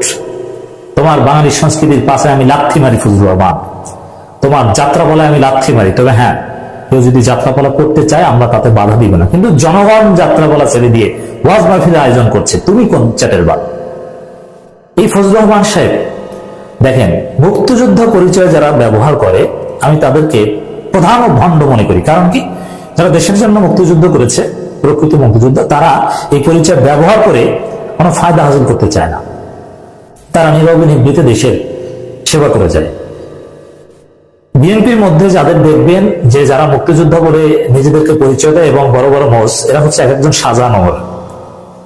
বিএনপির দুঃসময়ে শাহজাহান ওমর যেরকম বেইমানি করেছে, তার আসল চরিত্র ফুটিয়ে তুলেছে, এই ফজলুর রহমানরা ওই এক একটা শাহজাহান ওমর, মুক্তিযোদ্ধা বাটপার এবং নাস্তিকদের দালাল, বড় বড় মোস। এরা ভবিষ্যতে শাহজাহান ওমর হবে। এরা তারেক রহমানকে লাথি মেরে চলে যাবে 2 দিন পর। এই ফজলুর রহমান, এই বাটপার মুক্তিযুদ্ধে কে আপনি জানেন? এটা কি হাসিনার আমল যে আপনি মুক্তিযুদ্ধ ব্যবসা করবেন, মুক্তিযোদ্ধা সেজে আকাম করবেন আর জনগণ চুমু দেবে? এটা ভারতের দালালি, এখানে চলবে না। আমরা মুক্তিযোদ্ধাদেরকে শ্রেষ্ঠ সন্তান বলি, আমি বলি মুক্তিযোদ্ধারা জাতির শ্রেষ্ঠ সন্তান, কিন্তু এই নাস্তিক্যবাদী, এই ভণ্ড ভারতের দালাল মুক্তিযোদ্ধাদের আমরা লাথি মারি। বুঝতে পারছেন? ওয়াজ মাহফিল নিয়ে যে এরকম বিষোদগার করবে, যে ওয়াজ মাহফিলের কারণে যাত্রাপালা, পুতুল নাচ, গান বাজনা উঠে যাচ্ছে, এতে যে কষ্ট পাবে, তাকে বিন্দু মাত্র সম্মান দেওয়ার কোন সুযোগ নেই। দর্শক, এই ফজলুর রহমান একটু পরিচয় দিই, তারপরে বিএনপির প্রতি নসিহত করব। এই ফজলুর রহমান সাহেব, তিনি কিশোরগঞ্জ 3 আসনের সাবেক এমপি ছিলেন। কিশোরগঞ্জের ইটনা জেলার ইটনা থানার জয়সিদ্ধি গ্রামে তিনি জন্মগ্রহণ করেন। তার অ্যানথ্রোপোলজিক্যাল রুট আমি খুঁজে পাইনি যে পূর্বপুরুষ হিন্দু ছিল কিনা। কথাবার্তা দেখে মুসলমানের তো সাব নাই, চেহারায় তো নাই। এই ফজলুর রহমান সম্পর্কে কিছু তথ্য আপনাদেরকে দিতে চাই দর্শক। তারা পৃথিবীকে চমকে দিয়ে আবারও রাষ্ট্র ক্ষমতায় বসেছেন আপনার ডোনাল্ড ট্রাম্প। আর আজকে তার সেই ক্ষমতা গ্রহণের, শপথ গ্রহণের প্রথম দিন। আর প্রথম দিনেই যে নির্দেশ দিছে, সারা বিশ্ব জুড়ে তোলপাড় হয়ে গেছে, কান্নার রোল পড়ে যাবে, অনেকের স্বপ্ন ভেঙে যাবে, অনেকে লক্ষ লক্ষ টাকা খরচ করেছে এই স্বপ্নটাকে বাস্তবায়নের জন্য। তবে ট্রাম্প ক্ষমতায় বসে আমেরিকাবাসীর জন্য একটা পজিটিভ কাজ করছে, সেটা হচ্ছে কি, টিকটক আমেরিকাতে নিষিদ্ধ হয়ে গিয়েছিল, তিনি আজকে নির্বাহী আদেশে সেটাকে চালু করে দিয়েছেন। তবে বাকি যারা আছেন তাদের জন্য একটা বড় খারাপ সংবাদ হচ্ছে, বাংলাদেশের মানুষও এই সংবাদটার মধ্যে পড়ে যাবেন। আপনার ট্রাম্পের নির্বাচনী যেই ওয়াদা ছিল, সেটার মধ্যে একটা ওয়াদা সে করছিল তার দেশের মানুষের কাছে, যে এই দেশ থেকে অবৈধ অভিবাসী যারা আছেন তাদেরকে তিনি কি বলা হয়েছে এই দেশ থেকে বিতাড়িত করবেন। নাম্বার 2 হচ্ছে যুক্তরাষ্ট্রের অভিবাসন ব্যবস্থার উপর কঠোর বিধিনিষেধ আরোপ করবেন। আর আজকে শপথ গ্রহণের প্রথম দিনই প্রথম নির্বাহী আদেশ একটা দেওয়া হয়েছে। তিনি আজকে আমরা দেখছি যে প্রথমেই তিনি যেটা করছেন, অভিবাসীদের তাড়ানোর সিদ্ধান্ত নিয়েছেন, এটাকে তিনি বাস্তবায়ন করছেন। আপনি দেখেন পুরা একদম আলু অবস্থায় আছে। আপনার ক্ষমতা গ্রহণের একদিন আগে গতকালকে তিনি বলছিলেন যে ওয়াশিংটনে একটা সমাবেশ ছিল, ট্রাম্পের হাজার হাজার সমর্থক সেখানে ছিল। তো সেখানে তিনি গতকালকে বলছিলেন যে মেক আমেরিকা গ্রেট অ্যাগেইন, আমেরিকাকে আবারও বিশাল করতে হবে বা মহৎ করতে হবে। তো কাল সূর্যাস্তের সময় থেকে আমাদের দেশে অনুপ্রবেশ থামবে, আজকের দিনেই তিনি অনুপ্রবেশ থামায় দিবেন। যারা বিদেশ থেকে লক্ষ লক্ষ টাকা খরচ করে দালালদের মাধ্যমে সমুদ্র পাড়ি দিয়ে বিভিন্ন সীমান্ত দিয়ে আমেরিকাতে প্রবেশের চেষ্টা করছে, পাশাপাশি যারা অবৈধ আছে তাদের জন্য তিনি সিদ্ধান্ত দিয়েছেন যে অভিবাসীদের বিতাড়িত করতে যুক্তরাষ্ট্রের ইতিহাসে সবচেয়ে কঠিন তৎপরতা দিয়ে তিনি শুরু করলেন। এই পদক্ষেপের আওতায় লক্ষ লক্ষ অভিবাসীকে বিতাড়িত করা হবে। তবে তিনি যত বড় নির্দেশ দিয়েছেন, এই অভিবাসন বিরোধী অভিযান চালাতে গেলে কয়েক বছর লেগে যাবে অনেকের আশঙ্কা, এবং সরকারের হিউজ একটা টাকা খরচ হবে। তবে ট্রাম্প বলছেন এটা যুক্তরাষ্ট্রের ইতিহাসের সর্বশ্রেষ্ঠ রাজনৈতিক আন্দোলন। 75 দিন আগে আমরা ঐতিহাসিক রাজনৈতিক বিজয় অর্জন করেছি, আমাদের দেশ কখনো এমনটা দেখেনি। আজকে থেকে আমি ঐতিহাসিক শক্তি প্রয়োগ করে ব্যবস্থা নেব এবং আমাদের দেশের প্রতিটি সংকটের সমাধান করব। আর তিনি আবার বলছেন যে দ্বিতীয় মেয়াদে প্রেসিডেন্ট হিসেবে ট্রাম্প কি পরিকল্পনা করছেন তার আভাস তিনি আজকে তার একটু পরে বক্তব্যটা সম্ভবত আমরা আন্তর্জাতিকভাবে দেখতে পাবো। আমি যখন কথা বলছি তার এই শপথ গ্রহণের অনুষ্ঠান টোটালি চলছে, আর সম্ভবত একটা বক্তব্য আমরা সামনেই চলে আসলো যে একটু পরে তিনি এই কাগজগুলোতে সাইন করতে যাচ্ছেন। বাইডেন প্রশাসনের প্রতিটি উগ্র এবং নির্বোধ নির্বাহী আদেশও বাতিল করার প্রতিশ্রুতি দিয়েছেন ট্রাম্প। ট্রাম্পের পরিকল্পনার ব্যাপারে জানাশোনা আছে এমন সূত্রগুলো বলছে যে ট্রাম্প 200টিরও বেশি নির্বাহী পদক্ষেপ নেবেন। তো প্রথম যেগুলো নিচ্ছেন সেগুলোর মধ্যে সীমান্ত নিরাপত্তার বিষয়টি, মাদক চক্র, বিদেশি সন্ত্রাসী সংগঠন আখ্যা দেওয়া, তারপর হচ্ছে যারা ট্রান্সজেন্ডার আছেন তাদের বিরুদ্ধে কিন্তু ট্রাম্প কঠিন সিদ্ধান্ত নিয়েছেন। আর ট্রাম্পের বিতরণ পরিকল্পনাগুলো অভিবাসীদের বিষয়টি আপনার মতামত কমেন্টে জানাবেন। কারা পরবর্তীতে অর্থাৎ ডক্টর নিজে রাষ্ট্র চালাচ্ছেন সেটাকে আপনারা কতটুকু সমর্থন করেন, এটা নিয়ে আপনারা মতামত জানাতে পারেন কমেন্ট সেকশনে। ধন্যবাদ সবাইকে, ভালো থাকবেন, সুস্থ থাকবেন, আল্লাহ হাফেজ। শেখ হাসিনা ও জয়ের ডলার পাচারের অভিযোগ অনেকটাই সত্য বলছেন দুদক চেয়ারম্যান। সাবেক প্রধানমন্ত্রী শেখ হাসিনা ও তার ছেলে সজীব ওয়াজেদ জয়ের বিরুদ্ধে যুক্তরাষ্ট্রে $300 মিলিয়ন পাচারের অভিযোগ অনেকটাই সত্য, একথা জানিয়েছে দুর্নীতি দমন কমিশনের দুদক চেয়ারম্যান ডক্টর মোহাম্মদ আব্দুল মোমেন। বলেছেন তাদের বিরুদ্ধে তদন্ত করে ব্যবস্থা নেওয়া হবে। রোববার 22 সেপ্টেম্বর বিকেলে প্রথম গণমাধ্যম কর্মীদের সঙ্গে মতবিনিময় সভায় দুদক চেয়ারম্যান এসব কথা বলেন। সাংবাদিকদের সাথে মতবিনিময়ে দুদক চেয়ারম্যান বলেন, এ সময় দুদকের বিরুদ্ধে নানান অভিযোগ যৌক্তিক জানিয়ে প্রভাব মুক্তভাবে স্বচ্ছ তদন্ত করার প্রতিশ্রুতি দেন দুদক চেয়ারম্যান। টানা 15 বছর ক্ষমতাকে কুক্ষিগত করে দেশকে দুর্নীতির এক স্বর্গরাজ্য গড়ে তুলেছিলেন আওয়ামী লীগ সরকার। দলের প্রভাব কাটিয়ে বিভিন্ন প্রকল্প ভাগিয়ে নিয়ে দুর্নীতি আর টাকা পাচারের প্রতিযোগিতা নেমেছিল আওয়ামী লীগের তৃণমূল নেতাকর্মী থেকে শুরু করে হাইকমান্ড পর্যন্ত। গণ অভ্যুত্থানে সাবেক শেখ হাসিনার পতনের পর তাদের দুর্নীতি ফিরিস্তি বের হচ্ছে প্রতিদিনই। তাদের দুর্নীতির এই মহাযজ্ঞে সাবেক প্রধানমন্ত্রী শেখ হাসিনা ও তার ছেলে সজীব ওয়াজেদ জয়ও পিছিয়ে নেই। দেশ থেকে $300 মিলিয়ন যুক্তরাষ্ট্রে পাচার অভিযোগ রয়েছে তাদের বিরুদ্ধে। বিষয়টি আমলে নিয়ে তদন্ত শুরু করেছে দুদক। সবাই সাংবাদিকদের এই সংস্থার নানান অনিয়ম সংস্থাকে কুক্ষিগত করা ও কর্মকর্তাদের দুর্নীতির বিষয়টি সামনে এনে নতুন কমিশনের অবস্থান জানতে চাইলে কমিশনাররা বলেন, কারো ভয়ভীতি দুদকের তদন্ত প্রভাবিত করতে পারবে না বলে জানান কমিশনার ব্রিগেডিয়ার জেনারেল অব হাফিজ আহমেদ ফরিদু, কমিশনার মিয়া মোহাম্মদ আলী আকবর। দর্শক দর্শক ভিডিওটি ভালো লাগলে অবশ্যই শেয়ার করে দিবেন। ধন্যবাদ সবাইকে।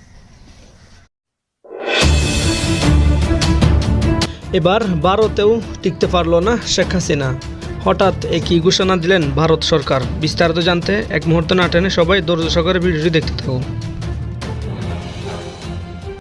সুইজারল্যান্ডের দাভোসে শুরু হয়েছে 4 দিনব্যাপী ওয়ার্ল্ড ইকোনমিক ফোরামের বার্ষিক সম্মেলন।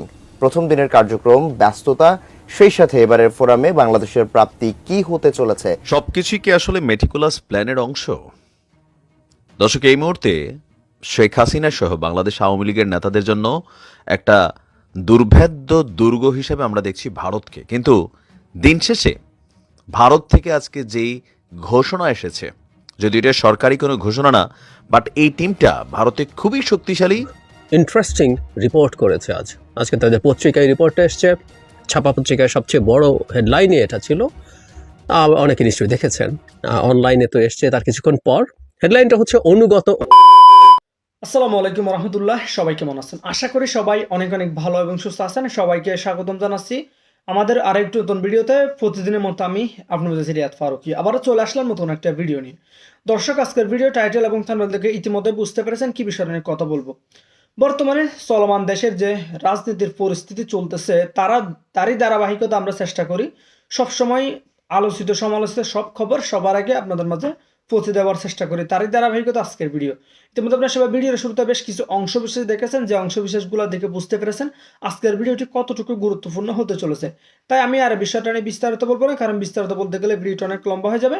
তাই সংক্ষেপে করার ক্ষেত্রে আমি মূল আলোচনা নিয়ে যাচ্ছি। তার আগে আপনাকে ছোট্ট একটি অনুরোধ জানিয়ে রাখতে চাই, যারা আমাদের ফারুকি অনলাইন ইউটিউব চ্যানেলটিতে এখনো নতুন আছেন, প্লিজ দয়া করে আমাদের চ্যানেল সাবস্ক্রাইব করে সাথে থাকবেন। চলুন আমরা একটা ভিডিও ফুটেজের মাধ্যমে ধারাবাহিকভাবে একটু বিস্তারিত দেখে আসবো। সুইজারল্যান্ডের দাভোসে শুরু হয়েছে 4 দিনব্যাপী ওয়ার্ল্ড ইকোনমিক ফোরামের বার্ষিক সম্মেলন।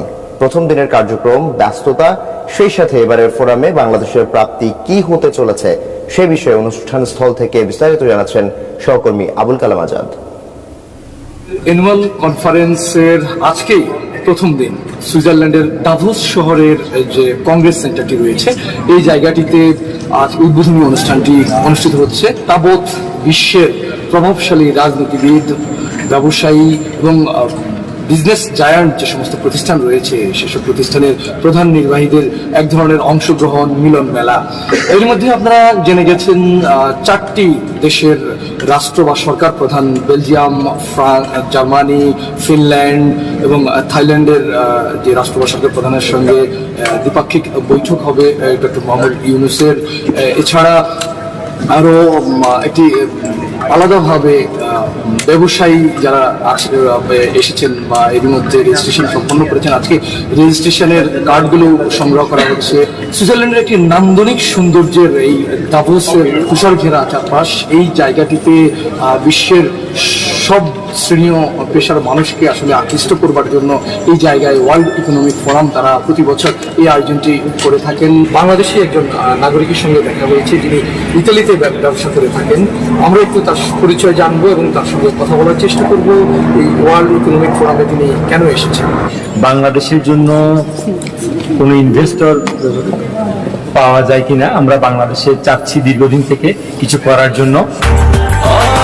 ব্রেকফাস্ট, টিফিন কিংবা স্ন্যাক টাইমে মজাদার আয়োজন মানে অল টাইম ব্রেড। এবং অতীতেও চেষ্টা করেছিলাম, হয়নি। এখন যেহেতু আমাদের নতুন প্রধান উপদেষ্টা ডক্টর মোহাম্মদ ইউনূস সাহেব উনি আছেন, দৃঢ় বিশ্বাস যে উনার মাধ্যমে ভালো কিছু হবে। ডক্টর মোহাম্মদ ইউনূস বিশেষ করে বাংলাদেশে বিনিয়োগ আকর্ষণ করবার জন্য এই প্রোগ্রামে যারা অংশ নিতে আসছেন, যাদের সঙ্গে দ্বিপাক্ষিক বৈঠক হবে, তাদের মধ্যে কনফিডেন্স গ্রো করবার জন্য এই জায়গাটিতে তিনি তাদের সঙ্গে কথাবার্তা বলবেন, আলাপ আলোচনা করবেন। এবারের বার্ষিক সম্মেলনটি অনুষ্ঠিত হচ্ছে বিশাল এরিয়া জুড়ে, বিভিন্ন ভেন্যুতে, বিভিন্ন ইভেন্টের মাধ্যমে এটি সম্পন্ন হবে। বিশ্বের শতাধিক রাষ্ট্রের ডেলিগেটস, বাণিজ্যিক পিপল যারা রয়েছেন। সবকিছুই কি আসলে মেটিকুলাস প্ল্যানের অংশ? দর্শক, এই মুহূর্তে শেখ হাসিনা সহ বাংলাদেশ আওয়ামী লীগের নেতাদের জন্য একটা দুর্ভেদ্য দুর্গ হিসেবে আমরা দেখছি ভারতকে। কিন্তু দিন শেষে ভারত থেকে আজকে যেই ঘোষণা এসেছে, যদি এটা সরকারি কোনো ঘোষণা না, বাট এই টিমটা ভারতে খুবই শক্তিশালী, বিজেপি সরকারের খুবই কট্টর সমর্থক একটা গ্রুপ। ইভেন আপনি এই বিজেপির শাসনামলে এই গ্রুপটার বিভিন্ন কর্মকাণ্ড যদি আপনি দেখেন, ভারতের ইতিহাস বদলাই দিছে এদের বিভিন্ন রকম কি বলা হয় যে ঘোষণার পরপর। যেমন এই মুহূর্তে আমরা যদি ধরি, বৈষম্য বিরোধী ছাত্র আন্দোলন যেমন কোনো কিছু চাইলে আপনার সরকার সেটাকে মাইনা নেয়, বিজেপি সরকারের মধ্যে একটা ঘটনা হচ্ছে কি, এই টিমটা যখনই মাঠে কোনো আওয়াজ তোলে বিজেপি সরকার তাদেরকে মেনেই নেয়, কারণ এটা সরকারের একটি টিম, আর টিমটির নাম হচ্ছে শিবসেনা। নিশ্চয়ই চিনতে পারছেন, ভারতে খুবই প্রভাবশালী একটা গোষ্ঠী, কট্টর হিন্দুত্ববাদী একটা সংগঠন। বলিউড তারকা সাইফ আলী খানের ঘটনায় যখন বাংলাদেশি একজন যুবককে মানে এখানে কানেক্ট করানোর চেষ্টা করা হচ্ছে, যদিও সে ভারতীয় নাগরিক, আইনজীবী বলছে তার নাম বিজয় দাসী, বাট তাকে শরীফ হিসাবেই অভিহিত করার চেষ্টা করছে মুম্বাই পুলিশ। এই সকল ঘটনার ইস্যুতে আপনার আমরা যদি দেখি, একজন শিবসেনার যিনি এমপি, শিবসেনা এমপি, তার নাম হচ্ছে সঞ্জয় রাউত। ভারতের হিন্দুত্ববাদী দল এই শিবসেনার এমপি সঞ্জয় রাউত বলছেন ভারত থেকে সব বাংলাদেশিদেরকে বের করে দেওয়া উচিত, আর এটার শুরু হওয়া উচিত বাংলাদেশ থেকে ভারতে পলাতক প্রধানমন্ত্রী শেখ হাসিনাকে দিয়ে, যাকে ভারত সরকার আশ্রয় দিয়েছে। সঞ্জয় রাউত বলছেন যে শেখ হাসিনাকে রাজনৈতিক আশ্রয় দেওয়া হয়েছে, ইভেন আওয়ামী লীগের অনেকেই মানে বাংলাদেশ থেকে এখানে যারা গেছে তাদেরকে আশ্রয় দেওয়া হয়েছে, তারা শুধু আতঙ্কই সৃষ্টি করেছেন। এর কারণ মুম্বাই মিউনিসিপ্যাল নির্বাচন, যখনই আমরা পার্লামেন্টে বাংলাদেশের বিরুদ্ধে কথা বলতে চাই তখনই এই বিজেপি সরকার আমাদেরকে থামিয়ে দেয়। এক্ষেত্রে তারা আন্তর্জাতিক সম্পর্কের কথা বলে। 10 দিন আগে তারা লাভ জিহাদে অভিযুক্ত সাইফ আলী খানকে আপনার এখন তাকে নিয়ে তারা উদ্বিগ্ন। তিনি বলছেন যে আমরা তো দেখি প্রধানমন্ত্রী নরেন্দ্র মোদী তাদের অনেকটা প্রশ্রয় দিচ্ছেন, আর পুলিশ বলছে যে সাইফ আলী খানের ঘটনায় অভিযুক্ত যে যুবক তার বাড়ি বাংলাদেশের ঝালকাঠিতে। আর সাইফ আলী খানের এই ঘটনায় আইনজীবী যখন এক বক্তব্য দিচ্ছেন তখন আমরা দেখছি ভিন্ন বক্তব্য দিচ্ছে আপনার মুম্বাই পুলিশ।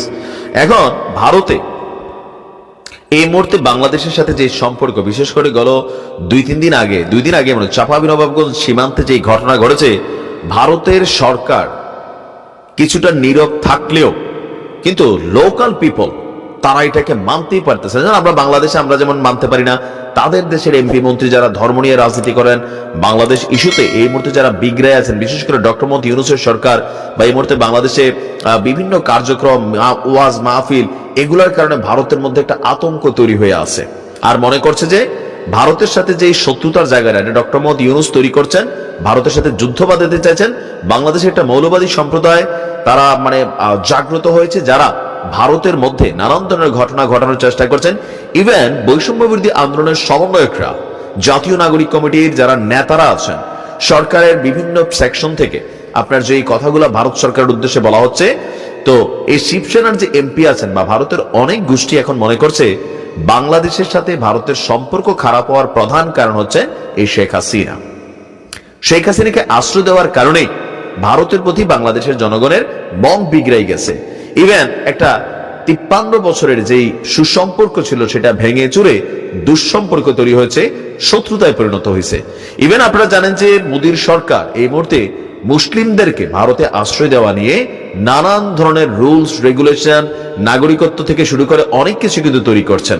আর যখন এই মুহূর্তে বাংলাদেশ থেকে 90% যারা ভারতে প্রবেশ করছে তারা মুসলমানই, এইটাকে কিন্তু ভারতের এই কট্টরপন্থী শিবসেনা গ্রুপ বা তাদের যারা এমপিরা আছেন, প্রভাবশালী মন্ত্রীরা আছেন, তারা বিষয়টাকে সহজে নিচ্ছেন না। এখন প্রশ্ন হচ্ছে শেখ হাসিনাকে ভারত থেকে বের করে দেওয়ার অথবা আওয়ামী লীগ সহ বাংলাদেশিদেরকে বের করে দেওয়ার যেই দাবি উঠেছে সেটা বিজেপি সরকার কতটুকু মেনে নেবে। কারণ আমরা বাকি যেই সংসদ সদস্য বা অন্যান্য দলগুলো আছে তাদের যে মন্তব্যটা আমরা দেখছি বা ভারত সরকারের যে ভূমিকা শেখ হাসিনার পক্ষে, সেটা কিন্তু আসলে বের করে দেওয়ার মতন আমরা কোনোভাবেই দেখছি না। কিন্তু এতদিন পর হঠাৎ করে শিবসেনা গ্রুপ কি কারণে আপনার শেখ হাসিনাকে বের করে দেওয়ার জন্য তারা এই আলটিমেটাম দিল অথবা এই আলোচনাটা তুলে আনলো, সেইটাও একটা রহস্যজনক ইস্যু, যে পেছনে আসলে ঘটনা কি, অন্য কোনো কারণ আছে কি, অথবা শিবসেনাদের এই ধরনের আলটিমেটামে মোদীর সরকার তারা কি আসলেই কোনো ভূমিকা নেবেন। তবে কিছুটা তো দুশ্চিন্তার খবর হচ্ছে শেখ হাসিনাকে ফেরত দেখ না দেখ চট্টগ্রাম চুক্তির আওতায় অনেক আওয়ামী লীগ নেতাদেরকে কিন্তু ভারত থেকে বাংলাদেশে পাঠিয়ে দেওয়া হবে। এটা রাষ্ট্রীয় স্বার্থে ভারত করবে। কি ঘটে আমি জানি না, আসলে পরিস্থিতি অনেকটা খারাপের দিকে হয়তো বা যাচ্ছে। ভালো থাকুন। দৈনিক প্রথম আলো একটা খুব ইন্টারেস্টিং রিপোর্ট করেছে আজকে তাদের পত্রিকায় রিপোর্টটা এসছে। ছাপা পত্রিকায় সবচেয়ে বড় হেডলাইনে এটা ছিল, অনেকে নিশ্চয়ই দেখেছেন, অনলাইনে তো এসছে তার কিছুক্ষণ পর। হেডলাইনটা হচ্ছে অনুগত ও তোষামোদকারী কোট আনকোট সাবেক মন্ত্রী, সংসদ সদস্য, আমলা, সাংবাদিক, শিল্পীদের 830 প্লট দেন হাসিনা। মানে বিশেষ অবদান তারা রাখতে পেরেছে। কারণ আমি আসবো এখানে বললো যে বলা হয় সেটা হচ্ছে এরকম, রাতের ভোট হবে। শুরুটা একটু পড়ি। পরিচিতি পাওয়া 2018 সালের একাদশ জাতীয় সংসদ নির্বাচনের সময় নির্বাচন কমিশন সচিব ছিলেন হেলাল উদ্দিন আহমদ। আওয়ামী লীগ আমল সরকারের অনুগত আমলাকে ভোটের 5 মাস আগে পূর্বাচলে রাজুকের 7.5 কাঠার একটি প্লট দেওয়া হয়। তিনি প্লটটি পান সরকারি চাকরিতে অসামান্য অবদানের জন্য। এই হেলাল উদ্দিনকে আমরা নিশ্চয়ই চিনি, সম্ভবত গ্রেফতারও হয়েছে। 18 সালে ভোটের সময় তিনি সচিব ছিলেন। এরপর তাকে এলজিআরডিতে সচিব করে পাঠানো হয়েছে পুরস্কার হিসেবে, এবং তার অবসরের সময় এসে তাকে প্রমোদ ভ্রমণ করে আনা হয়েছে স্টাডি ট্যুরের নামে বিদেশ থেকে। অনেক কথাবার্তা এগুলো নিয়ে হয়েছে, আমরা কথাবার্তা বলেছি। অসামান্য অবদান তারা রেখেছে, মানে 830 জন বিভিন্ন ক্যাটাগরিতে। আমরা এখানে প্রথম আলোতে যেগুলো আছে একটু কয়েকটা উদাহরণ আছে। 2014 সালে নবম জাতীয় সংসদের একতরফা নির্বাচনের পর সংরক্ষিত নারী আসনে আওয়ামী লীগের মনোনয়ন সদস্য হন পিনু খান। তার ছেলে বখতিয়ার আলম ওরফে রনিকে 2013 সালে জাতীয়ভাবে অসামান্য অবদানের জন্য একটি প্লট দেওয়া হয়। ইস্কাটনে ওই যে এলোপাথাড়ি গুলি করে 2জন রিক্সা চালককে হত্যা করেছিল, মনে আছে আমাদের নিশ্চয়ই। খুবই আলোচিত ঘটনা। বিরক্ত হয়েছেন জ্যাম দেখে, মাতাল অবস্থায় সমানের চারপাশে গুলি করে 2জন রিক্সা চালককে হত্যা করেন। তার আগে তিনি অসামান্য অবদান রেখেছিলেন। এরকম বহু বহু বহু আছে, এখানে তালিকা আছে। সেখানে আমরা একটু মানে তালিকায় কারা কারা আছে বিশ্লেষণে দেখা যায় প্লট পাওয়া ব্যক্তিদের মধ্যে রয়েছেন গডফাদার অর্থাৎ অর্থ আত্মসাৎকারী, ঋণ খেলাপি, বিতর্কিত ব্যক্তি এবং সাবেক মন্ত্রী ও সচিবের মেয়ে। রাজুক সূত্র জানিয়েছে প্লটের জন্য আবেদন করা হতো প্রধানমন্ত্রী কার্যালয় এবং গৃহায়ন ও গণপূর্ত মন্ত্রণালয়। তখন শেখ হাসিনার সম্মতিতেই প্রধানমন্ত্রী কার্যালয় থেকে সিদ্ধান্ত হতো কারা প্লট পাবেন। সেই তালিকা পাঠানো হতো মন্ত্রণালয় হয়ে রাজুকে, বোর্ড সভায় শুধু কাগজ অনুমোদন হতো। 13A সংক্রান্ত উপবিধিত কোটা সংক্রান্ত 7 নং ধারায় বর্তমান অন্তর্বর্তী সরকার বাতিল করেছে। যে কোটাটা ছিল এটা সরকার 13A যে উপবিধি এটা বাতিল করেছে। আওয়ামী লীগের সাবেক মন্ত্রী 3টি আবাসন প্রকল্প রয়েছে। পূর্বাঞ্চলে মোট প্লট 26,213টি, ঝিলমিলে 1,774টি, তৃতীয় প্রকল্পে 8,414টি। খুব কম দামে, কাঠা প্রতি 15 থেকে 20,000 টাকা সাধারণ মানুষের কাছে জমি অধিগ্রহণ করে সংস্থাটি আবাসন প্রকল্প করেছে। পর্যালোচনা করে দেখা যায় অসামান্য অবদানের নামে প্লট পাওয়া 22 জন সাবেক মন্ত্রীর মধ্যে রয়েছে, নাম আছে একটু পড়ি: শাহজাহান খান, ফারুক খান, আনিসুল হক, রাজিউদ্দিন আহমেদ রাজু, মায়া, আসাদুজ্জামান খান, মোজাম্মেল হক, জাহিদ মালিক, দীপু মনি, তাজুল ইসলাম, কামরুল ইসলাম, নুরুজ্জামান আহমেদ, নুরুল মজিদ, হুমায়ুন, ওবায়দুল মুক্তাদি, নুরুল ইসলাম বিএসসি, মুজিবুল হক, আফতারুল আমিন, আব্দুল মতিন খসরু, সুরদিন সেনগুপ্ত, মহিবুল হাসান। 12 জন প্রতিমন্ত্রীও পেয়েছে, নাম বলছি না এখন। ঢাকায় বাড়ি বা ফ্ল্যাট থাকলেও অনেকে রাজুকের প্লট নিয়েছে, যেমন কামাল আহমেদ মজুমদার। তিনি প্রথম আলোকে বলেছেন তার ঢাকা শহরে 21 সালে বলেছেন প্রত্যেক বাড়ি রয়েছে। শিরিন শারমিন চৌধুরী 10 কাঠার প্লট পেয়েছেন। তারেক আহমেদ সিদ্দিক পেয়েছেন। তারেক আহমেদ সিদ্দিক এই দেশের গুম এবং বিচার বহির্ভূত হত্যাকাণ্ড সব ভয়ঙ্কর সব মানবাধিকারের লঙ্ঘনের সাথে জড়িত। মশিউর রহমান পূর্বাচলের তিনিও 10 কাঠার প্লট পেয়েছেন। সাবেক সংসদ সদস্য বিরাট একটা লিস্ট, 256 জন, প্রায় সবাই আওয়ামী লীগের, অন্যান্য 2-1 জনকে 2-4টা কাককে ভাত ছিটাই না সেরকম ছেটানো আছে। এরপর জাপা অন্যান্য দলেরও ওই যে বললাম কয়েকজন আছে: রওশন এরশাদ, পীর ফজলুর রহমান, শামীম হায়দার পাটোয়ারি, লিয়াকত হোসেন খোকা, নাসরিন জাহান রত্না, শওকত চৌধুরী, নুরুল ইসলাম তালুকদার, রয়শন আরা মান্নান, নুরুল ইসলাম ওমর, জিয়াউল হক মৃধা। এর মধ্যে ঋণ খেলাপি আছে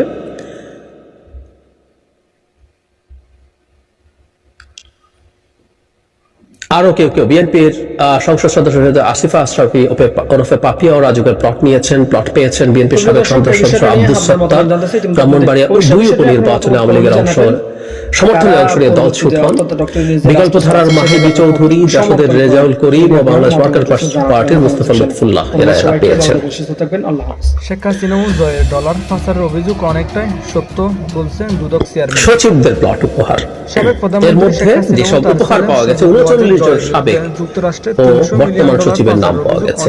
24 সালে আমির আমিন নির্বাচন যেটা হয়েছে সেখানে 2 মাস আগে একসঙ্গে 18 জন সচিবকে প্লট দেওয়া হয়েছিল। এটা খুবই গুরুত্বপূর্ণ। এর মধ্যে পুরো নাম আছে, এর মধ্যে এই জিনিসটি যোগ করে রাখা ভালো। তাদের মধ্যে তখনকার নির্বাচন কমিশনের সচিব জাহাঙ্গীর আলমও রয়েছেন, তালিকা আছে। আপনারা প্লিজ রিপোর্ট একটু পড়ে নেবেন, এটা একটা গুরুত্বপূর্ণ দলিল।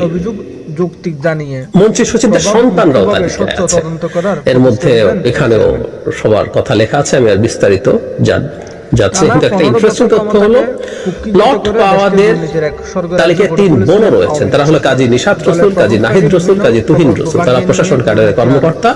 3 জনই রাজুক থেকে প্রতিটি 5 কাঠা করে 3টি প্লট পান।